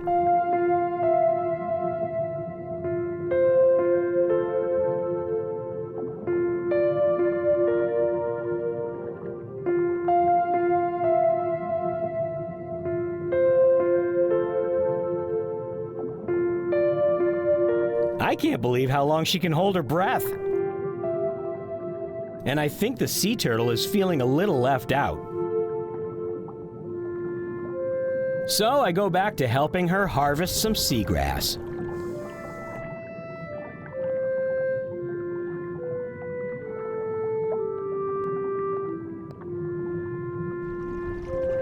But her meal ticket has a finite air supply, and it's time for us to head back to the boat.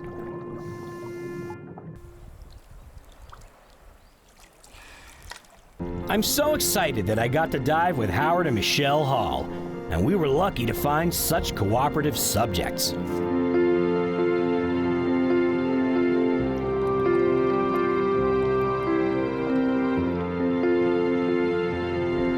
Sometimes even a shallow, sandy seafloor that looks boring can turn out to be an amazing wild animal encounter in the blue world.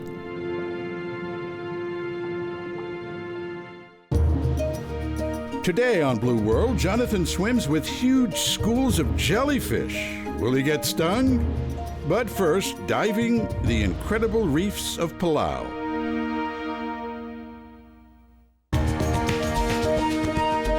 Meet Jonathan Bird, one of the world's top underwater nature cinematographers. Traveling the world on assignment for all the major networks, he is an Emmy Award-winning authority on the underwater world.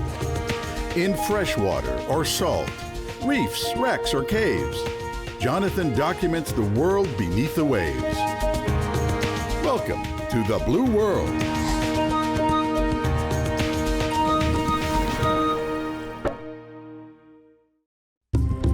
The Republic of Palau is an unspoiled and remote island nation, known as one of the world's top diving destinations. Consisting of more than 500 islands, surrounded by beautiful clear water and healthy reefs, Palau is definitely a diving paradise. It's also a bit famous for this brackish lake, filled with millions of non-stinging jellyfish.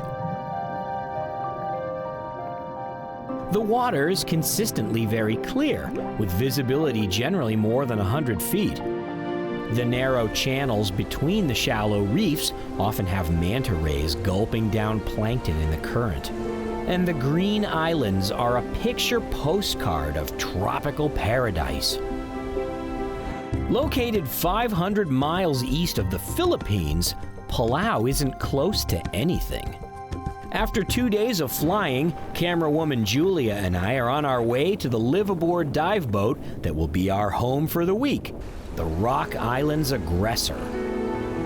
This large catamaran is part of the Aggressor Fleet, a worldwide brand of luxury boats catering specifically to divers.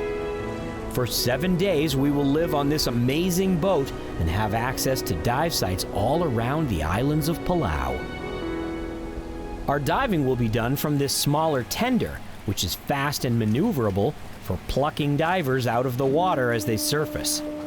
But the coolest part is the boat lift, where they lift the tender out of the water for easy access. We arrive with a bunch of other guests, welcomed with a cool drink. Wow, this is great. The crew unloads all of our gear while we get our first briefing on how everything will work on board. Aboard the Rock Island's aggressor. Camera tables, of course, and then cabins for cabins 1 through 8. On the lower deck, we find the cabins where we all sleep. There's an outdoor seating area, a salon where we eat and relax, an upper deck to enjoy the sunsets, and of course the main dive deck where all the wet stuff stays. The first night, cruise director Ben Clark gives us our first dive briefing and introduces the crew.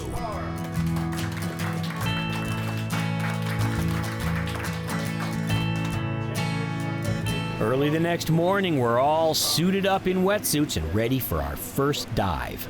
Dive Master Star gives us a briefing on the site. Palau has a lot of current, so paying attention is important. Then we board the tender for our first adventure.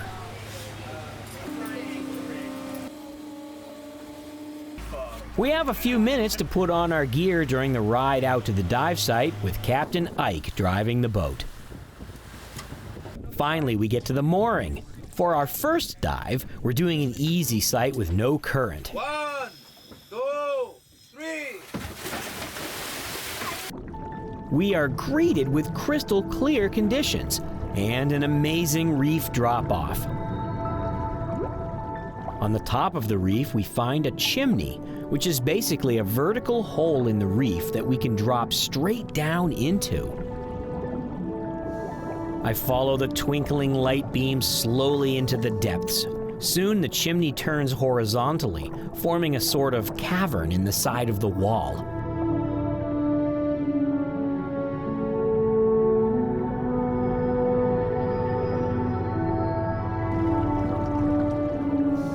At just over 100 feet, we enter a fantastic world where only our bubbles seem to know which way is up. The light down here is magnificent, but we only have a couple of minutes before we need to head up to shallower water for the rest of the dive. Cruising along the edge of the wall, I soar like an eagle ray over the precipice, which drops into the blue abyss out of sight. The wall forms a vertical habitat with huge red Gorgonian corals reaching into the current for plankton to eat. A pair of sweet lips hangs out in their living room behind a pink soft coral gently swaying.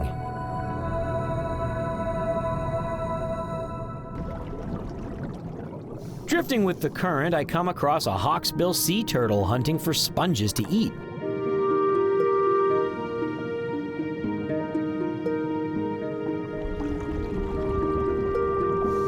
Once she gets used to my lights, she goes about her business.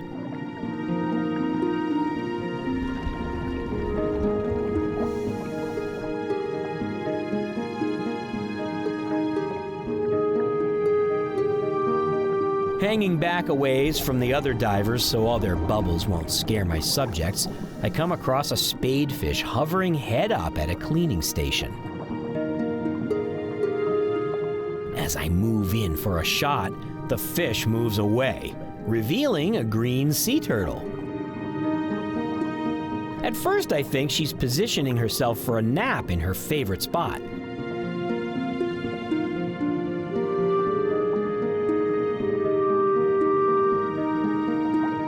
But as I continue to observe, I notice that she's actually using the coral to scratch her shell.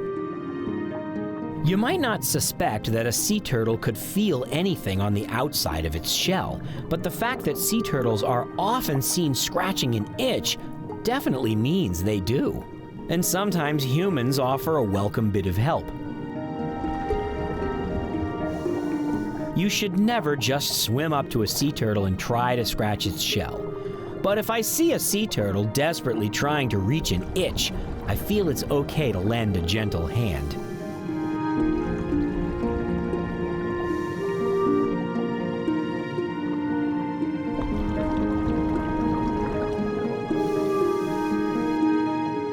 when that itch has been scratched, off she goes.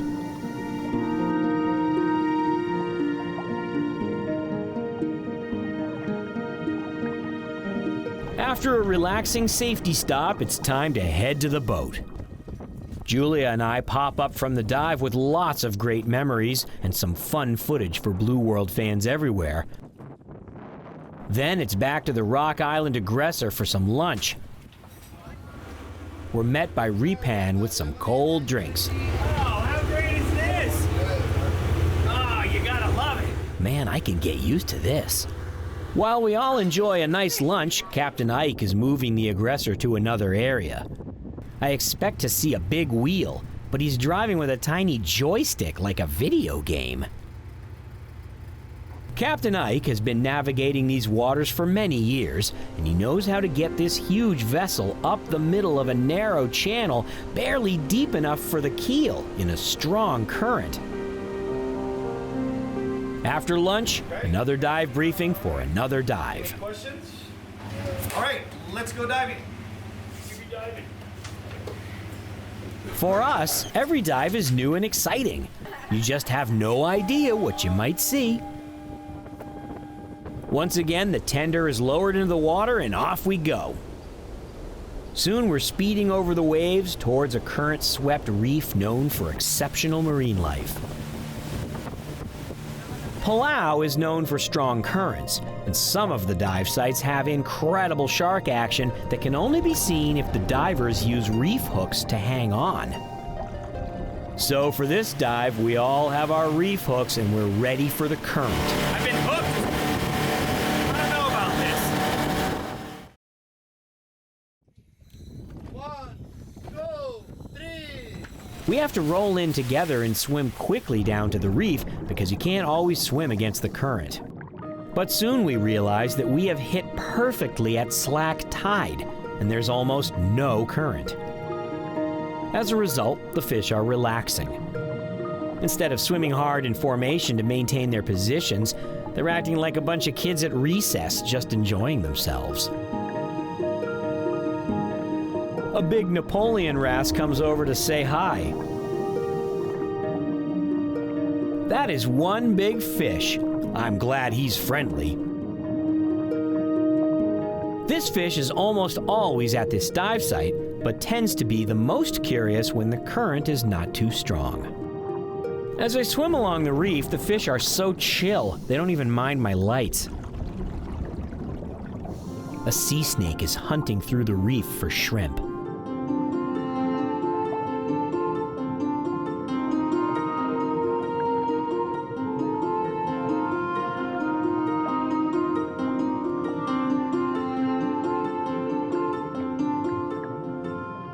Out of the corner of my eye, I see one school of fish is spawning, and another school of fish swoops in to feast on the eggs. But some of those eggs will escape and turn into baby fish. There are so many fish that it's hard to figure out what to film next. But then I see bumphead parrotfish, some of the oddest looking characters on the reef. The bumphead is aptly named, and being the largest herbivorous fish on the reef, it eats algae that it gnaws from the reef with some big teeth. And the bumphead is for fighting. At the top of the reef, a big school of snapper poses for my camera. If they look like they're not up to much, that's because they mostly chill out over the reef during the day, then head out to hunt over sandy habitats at night when their preferred food, things like shrimp and other crustaceans, comes out. Nearby, a school of gold spot sea bream with their characteristic golden yellow spots. I love these fish. They always look like they have sunlight shining on their butts. Like the snapper, they're waiting for darkness to hunt. Because, let's face it, they aren't sneaking up on anything during the day with those golden butts. After an unexpectedly relaxing dive, Julia and I head reluctantly back to the surface. As the sun gets low in the sky, we cruise on back to the Rock Island aggressor. We're hungry and ready to dry out a little. During dinner, we enjoy an insanely beautiful sunset, but we won't be dry for long because Julia and I are going on the night dive. One last time for the day, our tender hits the water, and soon after, we hit it too. Without strong sunlight filtered through seawater making everything look blue, the true colors of the reef pop under our video lights. Red, yellow, orange, and pink, these colors are so hard to see during the day. A sponge is covered in tiny worm-like sea cucumbers surviving in a symbiotic relationship. A huge nudibranch the size of a shoe is searching for food. A drowsy anemone fish is wondering why some dude turned on the lights. A lionfish is on the prowl. We find some sea turtles and watch them for a while. They don't seem to be doing much. I would expect them to be sleeping, but they're just pacing back and forth up and down the reef.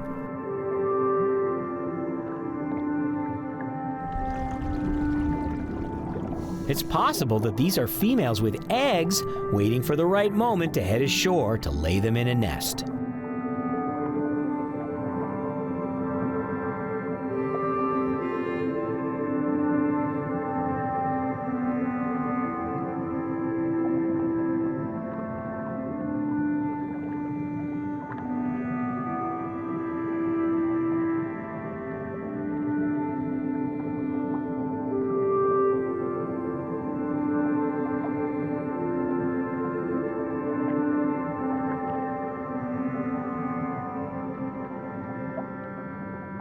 Our trip to Palau was quite an adventure. By the end of the week, we had explored shipwrecks and a plane wreck, visited Jellyfish Lake, dove in ripping currents using reef hooks, and we even saw a whale shark.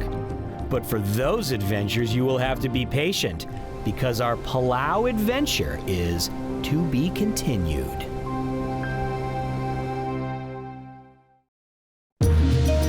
Don't go away. Jonathan is about to meet thousands of jellyfish.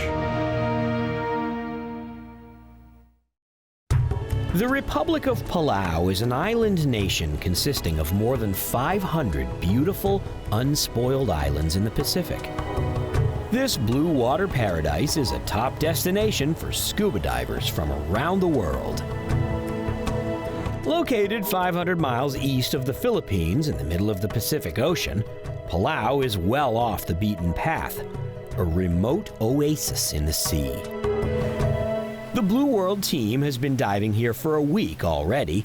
Aboard the Rock Island's Aggressor, luxury live-aboard dive yacht, we have seen massive coral caverns, sharks, reefs, huge schools of fish, World War II shipwrecks, and dove in strong currents with reef hooks. But we've not yet visited one of the places that has made Palau famous, Jellyfish Lake.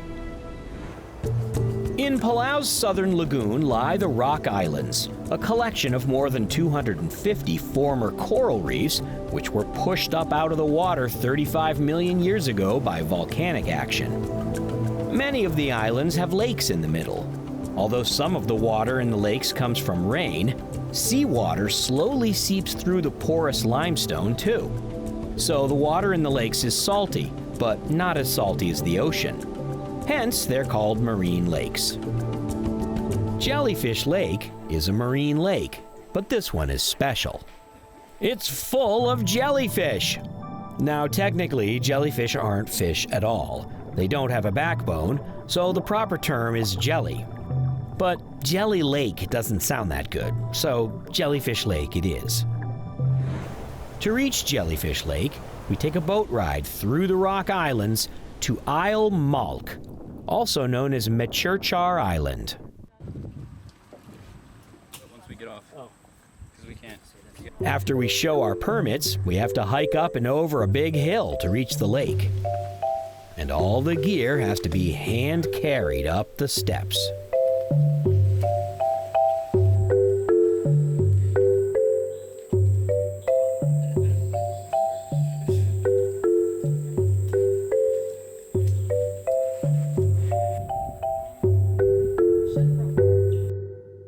Soon we start suiting up, but we're only going to use snorkel gear because scuba gear is not allowed. I'll explain that later. Since we have a long swim to the jellyfish, our guide Matt is going to take the cameras over on a kayak. Julia and I will have to swim. The lake doesn't look very big, but when you have to swim across, it's big. As we start to see jellyfish, I get my camera and start filming. They're all over here because the jellyfish follow the brightest light on the lake. When one side is in shade, they swim to the sunny side. That's because these jellyfish are carrying a kind of algae in their skin called zooxanthellae. It's almost the same exact thing found in the skin of certain corals. The algae are plants and make energy from sunlight, which they share with the jellyfish. So basically, these jellyfish are photosynthetic like plants. They need the sun to survive and get almost all their energy requirements from the zooxanthellae. As they swim, they slowly rotate, giving all the zooxanthellae an equal share of direct sunlight.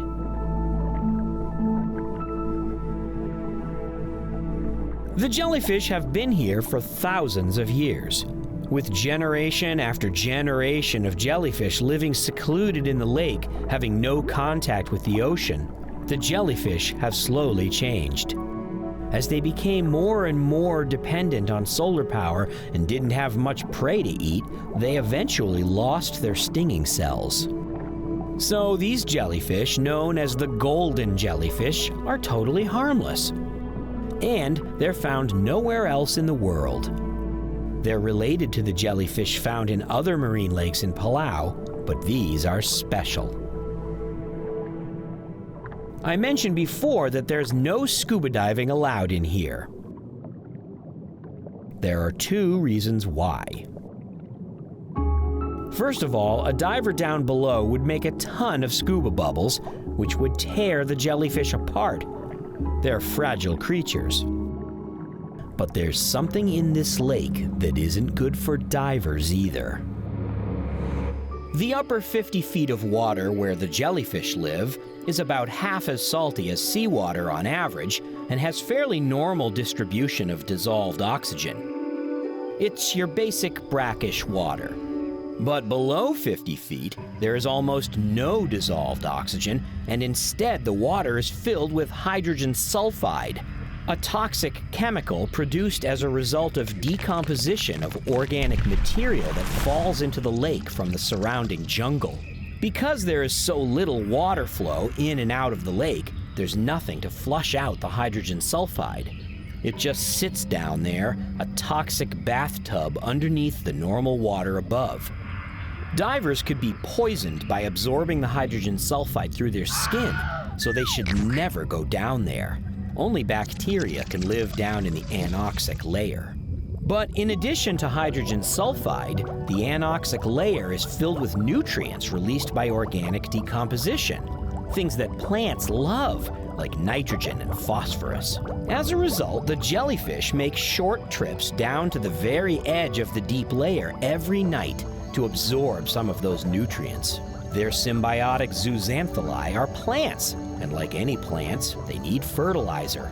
The jellyfish have developed an ability to tolerate a little bit of hydrogen sulfide exposure every day in order to feed nutrients to their symbiotic partners. So during the day, they give the zooxanthellae sunlight.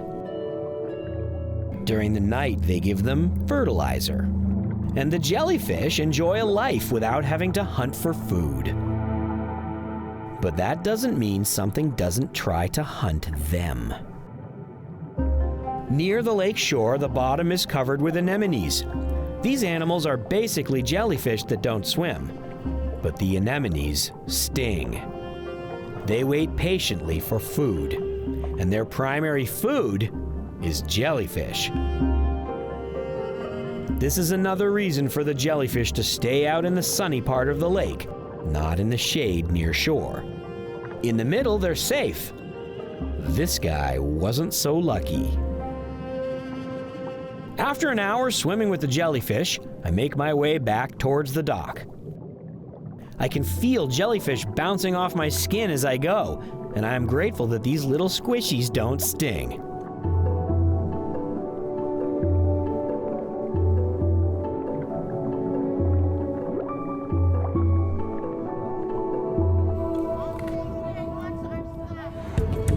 Jellyfish Lake is on every diver's must-see list, but you don't even need to be a scuba diver to experience it. It's one of the most spectacular experiences in the world, an incredible illustration of the complexity and beauty of life on Earth, an amazing wonder of the blue world. Today on Blue World, Jonathan searches the Philippines for one of the world's most elusive octopuses. But first, he explores World War II shipwrecks in Palau.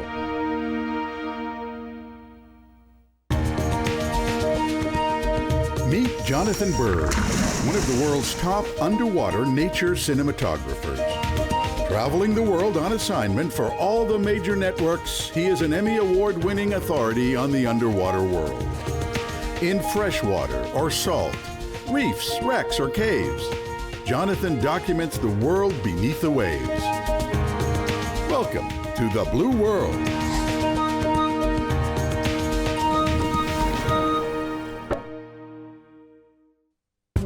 The Republic of Palau is an island nation consisting of more than 500 beautiful, unspoiled islands in the Pacific. This blue water paradise is a top destination for scuba divers from around the world. Located 500 miles east of the Philippines in the middle of the Pacific Ocean, Palau is not easy to reach. Julia and I traveled all the way here to spend a week diving on the Rock Island's Aggressor, a luxury liveaboard dive yacht. We've already done some incredible dives. We've visited massive coral caverns, filmed some shark action, seen colorful coral, huge schools of fish, and dove in strong currents with reef hooks. It might seem like we've seen it all, but there's more. Today we're diving a Japanese shipwreck called the Iro. Follow the morning line down. Palau is notorious for being the site of the bloodiest battle of the Pacific during World War II. Here, the United States and Japan fought for control of this tiny nation in a battle that took over 2 months. 13,000 men lost their lives. Remnants of the battle are everywhere, both above and below the water. It's a cloudy morning as we head out to the wreck of the Iro. But we soon forget the weather as we roll into the warm ocean. The Iro definitely has the shape of a ship, but there's something odd about it. This ship grew a beard. Closer inspection reveals that every square inch of the wreck is covered in a thick growth of healthy coral. Swimming across the deck at 25 meters, I pass through superstructure that barely resembles its man-made origins. The latter is the only giveaway. Sponges add a splash of red. Sinking into one of the cargo holds, the visibility drops significantly due to the deterioration of the cargo and a lack of water movement. We don't touch anything down here because there's a lot of live ammunition that could explode even after all this time. Good buoyancy is important. A layer of who knows what is suspended like clouds near the ceiling. there are cases of sake bottles.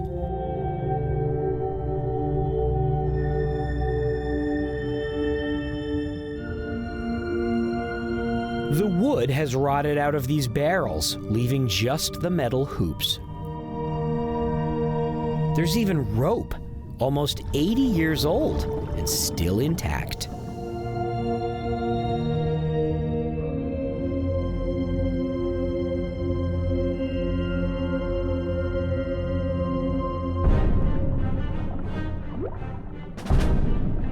The Iro was a Japanese warship, 470 feet long, that survived a sub-attack and an aerial attack before finally being sunk by a 1,000-pound bomb that hit the engine room in March of 1944. 75 years later, marine life has replaced this ship's violent past with a peaceful and benevolent existence.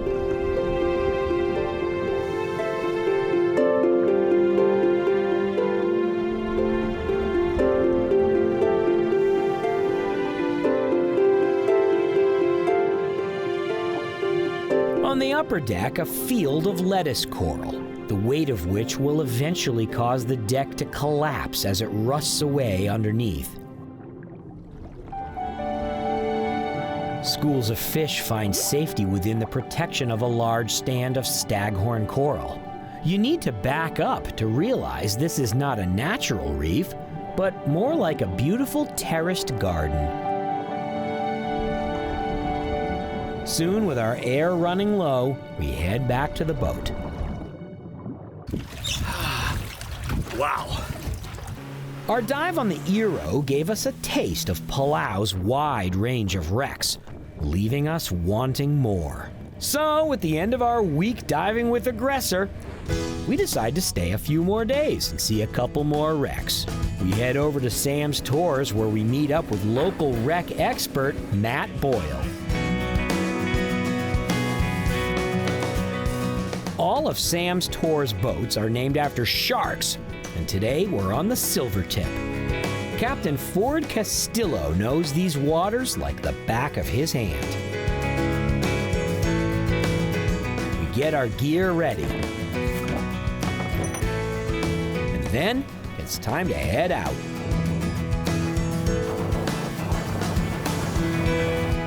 You don't even need to go diving to enjoy the beautiful scenery of Palau. Driving the boat between the islands is a blast and so picturesque. We've arrived at the wreck of the Teshio Maru.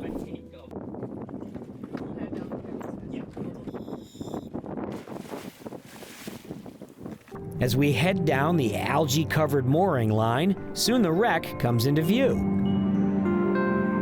At only 24 meters maximum depth, this is one of the shallowest wrecks in Palau, and it has pretty good visibility too. The twisted wreckage of the Teshio Maru is fun to swim through. Matt leads the way on a tour of the wreck.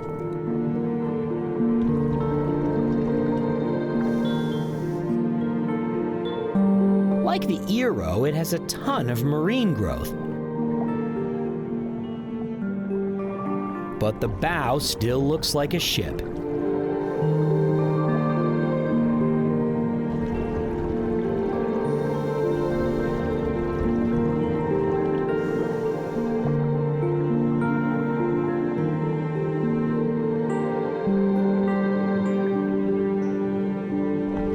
As I round the corner of the bow, there's an opening in the hull that is probably a result of an explosion. Matt and I head inside.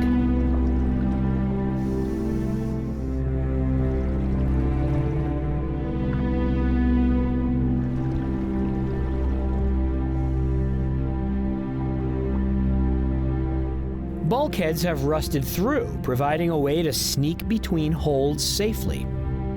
We can always see the way out.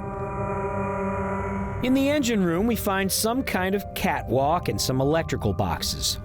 It's difficult to determine what a lot of this stuff was after 75 years in the ocean.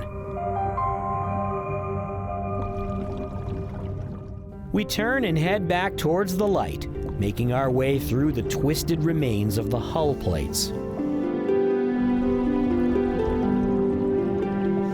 The Teshio Maru was actually washed up on shore after the attack, but slipped into the water following a storm, tumbling, twisting, and breaking on its way down the slope to its final resting place.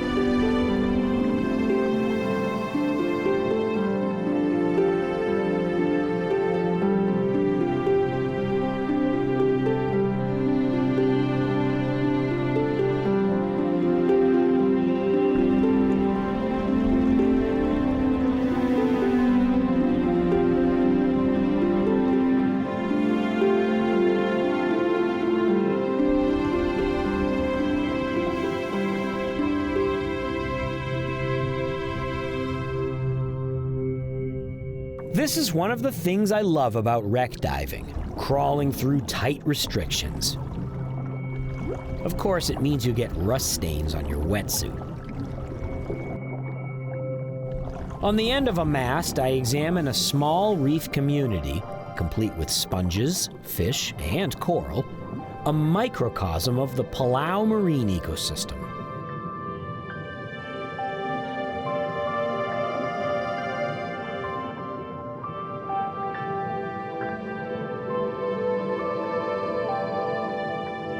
After a decompression stop on the mooring line, I reluctantly head back up to the surface. We switch our gear over to fresh scuba tanks because we have one more wreck to explore. And it's not a ship.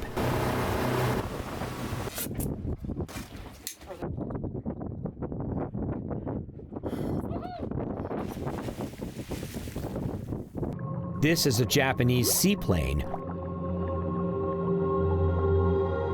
The Seaplane is an Ike E-13A Japanese Navy reconnaissance plane, powered by a 14-cylinder radial Mitsubishi engine. At only 38 feet long, it was not a large plane, which made it perfect for spy missions. And the pontoons meant it could land and hide anywhere in the maze of Palau's islands. Today, the pontoons are deteriorating, but they're still easily recognizable. Because the prop is not bent, the engine was likely not running when the plane sunk, and because the canopy is open, the pilot most likely escaped. Over time, the heavy Mitsubishi engine fell off, exposing the internals, but there isn't much to see since marine growth has covered everything over.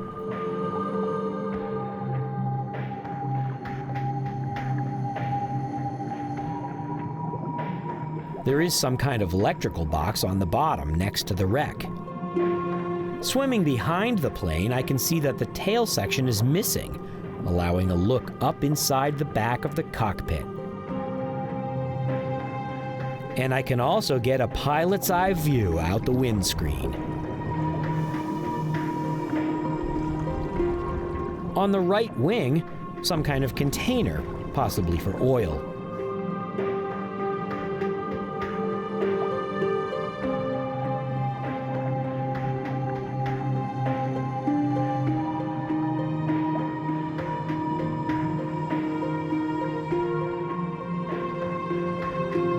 Nearby, we find the tail section, completely overgrown in coral. Seems to me this would make a great place for fish to hang out. A fish hangar.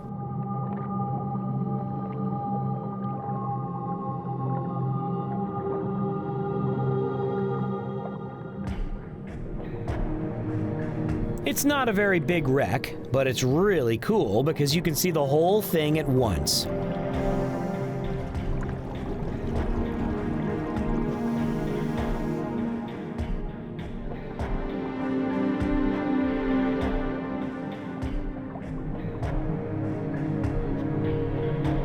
Marine life doesn't seem to grow on the aluminum skin of a plane as much as it does on the steel of a shipwreck, so the plane still looks almost ready to fly.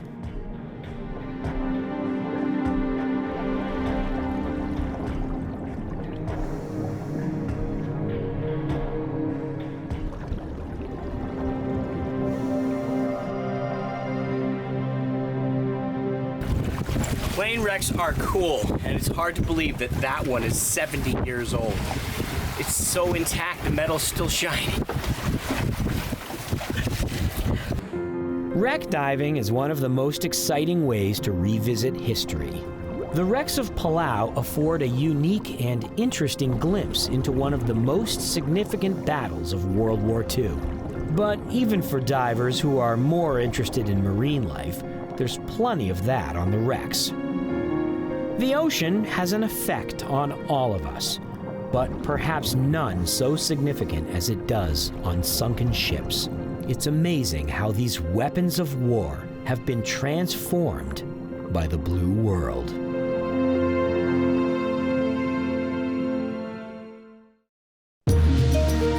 When we come back, Jonathan searches for the mimic octopus.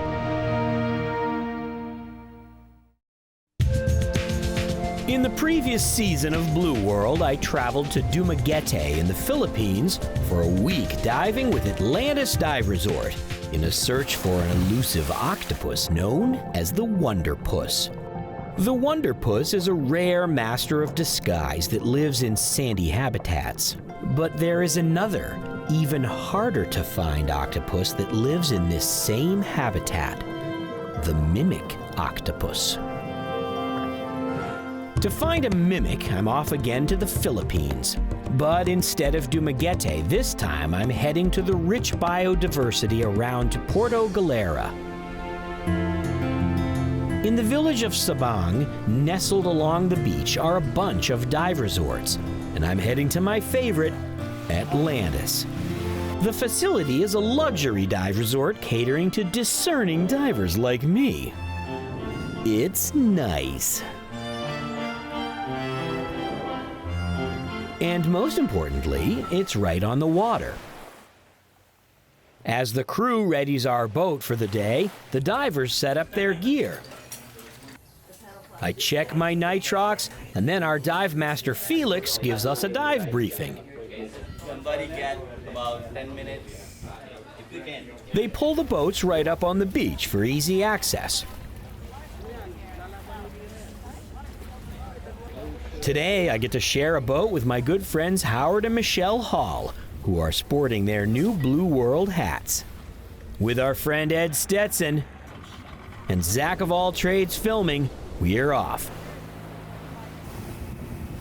After a short boat ride, Captain Tito helps us don our gear, and then 1, 2, 3, go! We're hunting for mimics. This sandy bottom might not look that exciting, but it's full of life. A school of striped catfish are feeding in the sand.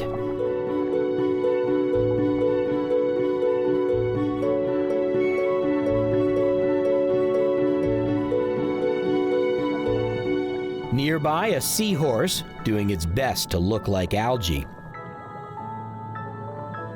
It's so easy to miss these little guys. You have to look closely at everything you see on the bottom. I move over to a small patch of coral to film some beautiful crinoids, which are plankton-feeding cousins of sea stars. Then I find a nudibranch that looks like it has a bunch of dreadlocks. And on the dreadlocks are little patches of algae called zooxanthellae. This nudibranch is literally called the solar-powered nudibranch because it gets most of its energy from the sun in a symbiotic relationship with this algae. So it's literally a solar-powered animal.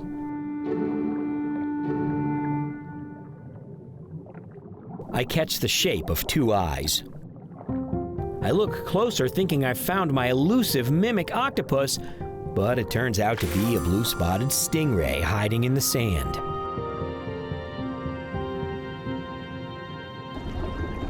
It's amazing what you find when you're not looking for it. I stumble across a tiny wonderpuss. You can tell it's a wonderpuss because of its pencil-thin arms and orange-colored bands.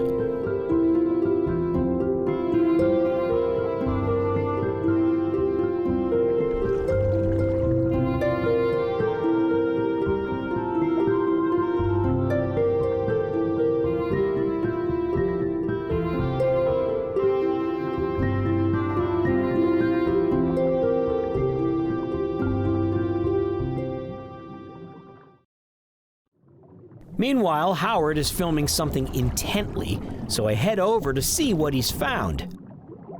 Wouldn't you know it, he found a mimic octopus. It's easy to see how the mimic is confused with the wonderpuss. They both like to create banded patterns on their skin, and they're both small, living in the same habitat. But the mimic has more webbing between its arms and a browner coloration. But what makes the mimic so special is not how it looks, but how it acts. The mimic octopus gets its name because it likes to take on various shapes that some people think is mimicry. For example, when the mimic octopus travels across the sand, it takes on the shape and color of a flounder. A flounder is a flat fish that blends into the sea floor. It swims like a magic carpet, just above the sand. Is the mimic octopus trying to look like a flounder? Or just taking on a shape which is universally effective for camouflage over sand? But not all of its behaviors are camouflage. Sometimes the mimic octopus dons stripes and walks along with its arms sticking out like the spines of a lionfish. Is it trying to frighten away predators with a lionfish impersonation? Because this is definitely not camouflage.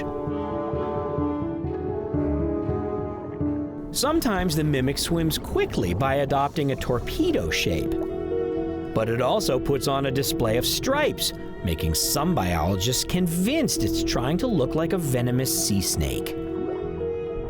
The various shapes and patterns that the mimic octopus can adopt are very impressive.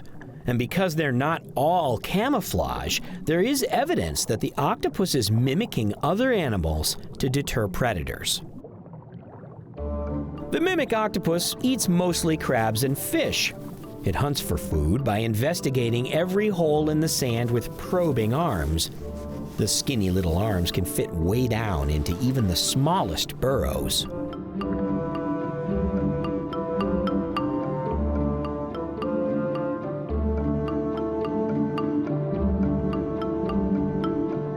Like most octopods, the mimic can create an ink cloud. This dark cloud is meant to distract predators. While a predator is attacking the dark and obvious ink, the octopus goes all pale and hard to see while it squirts away to safety.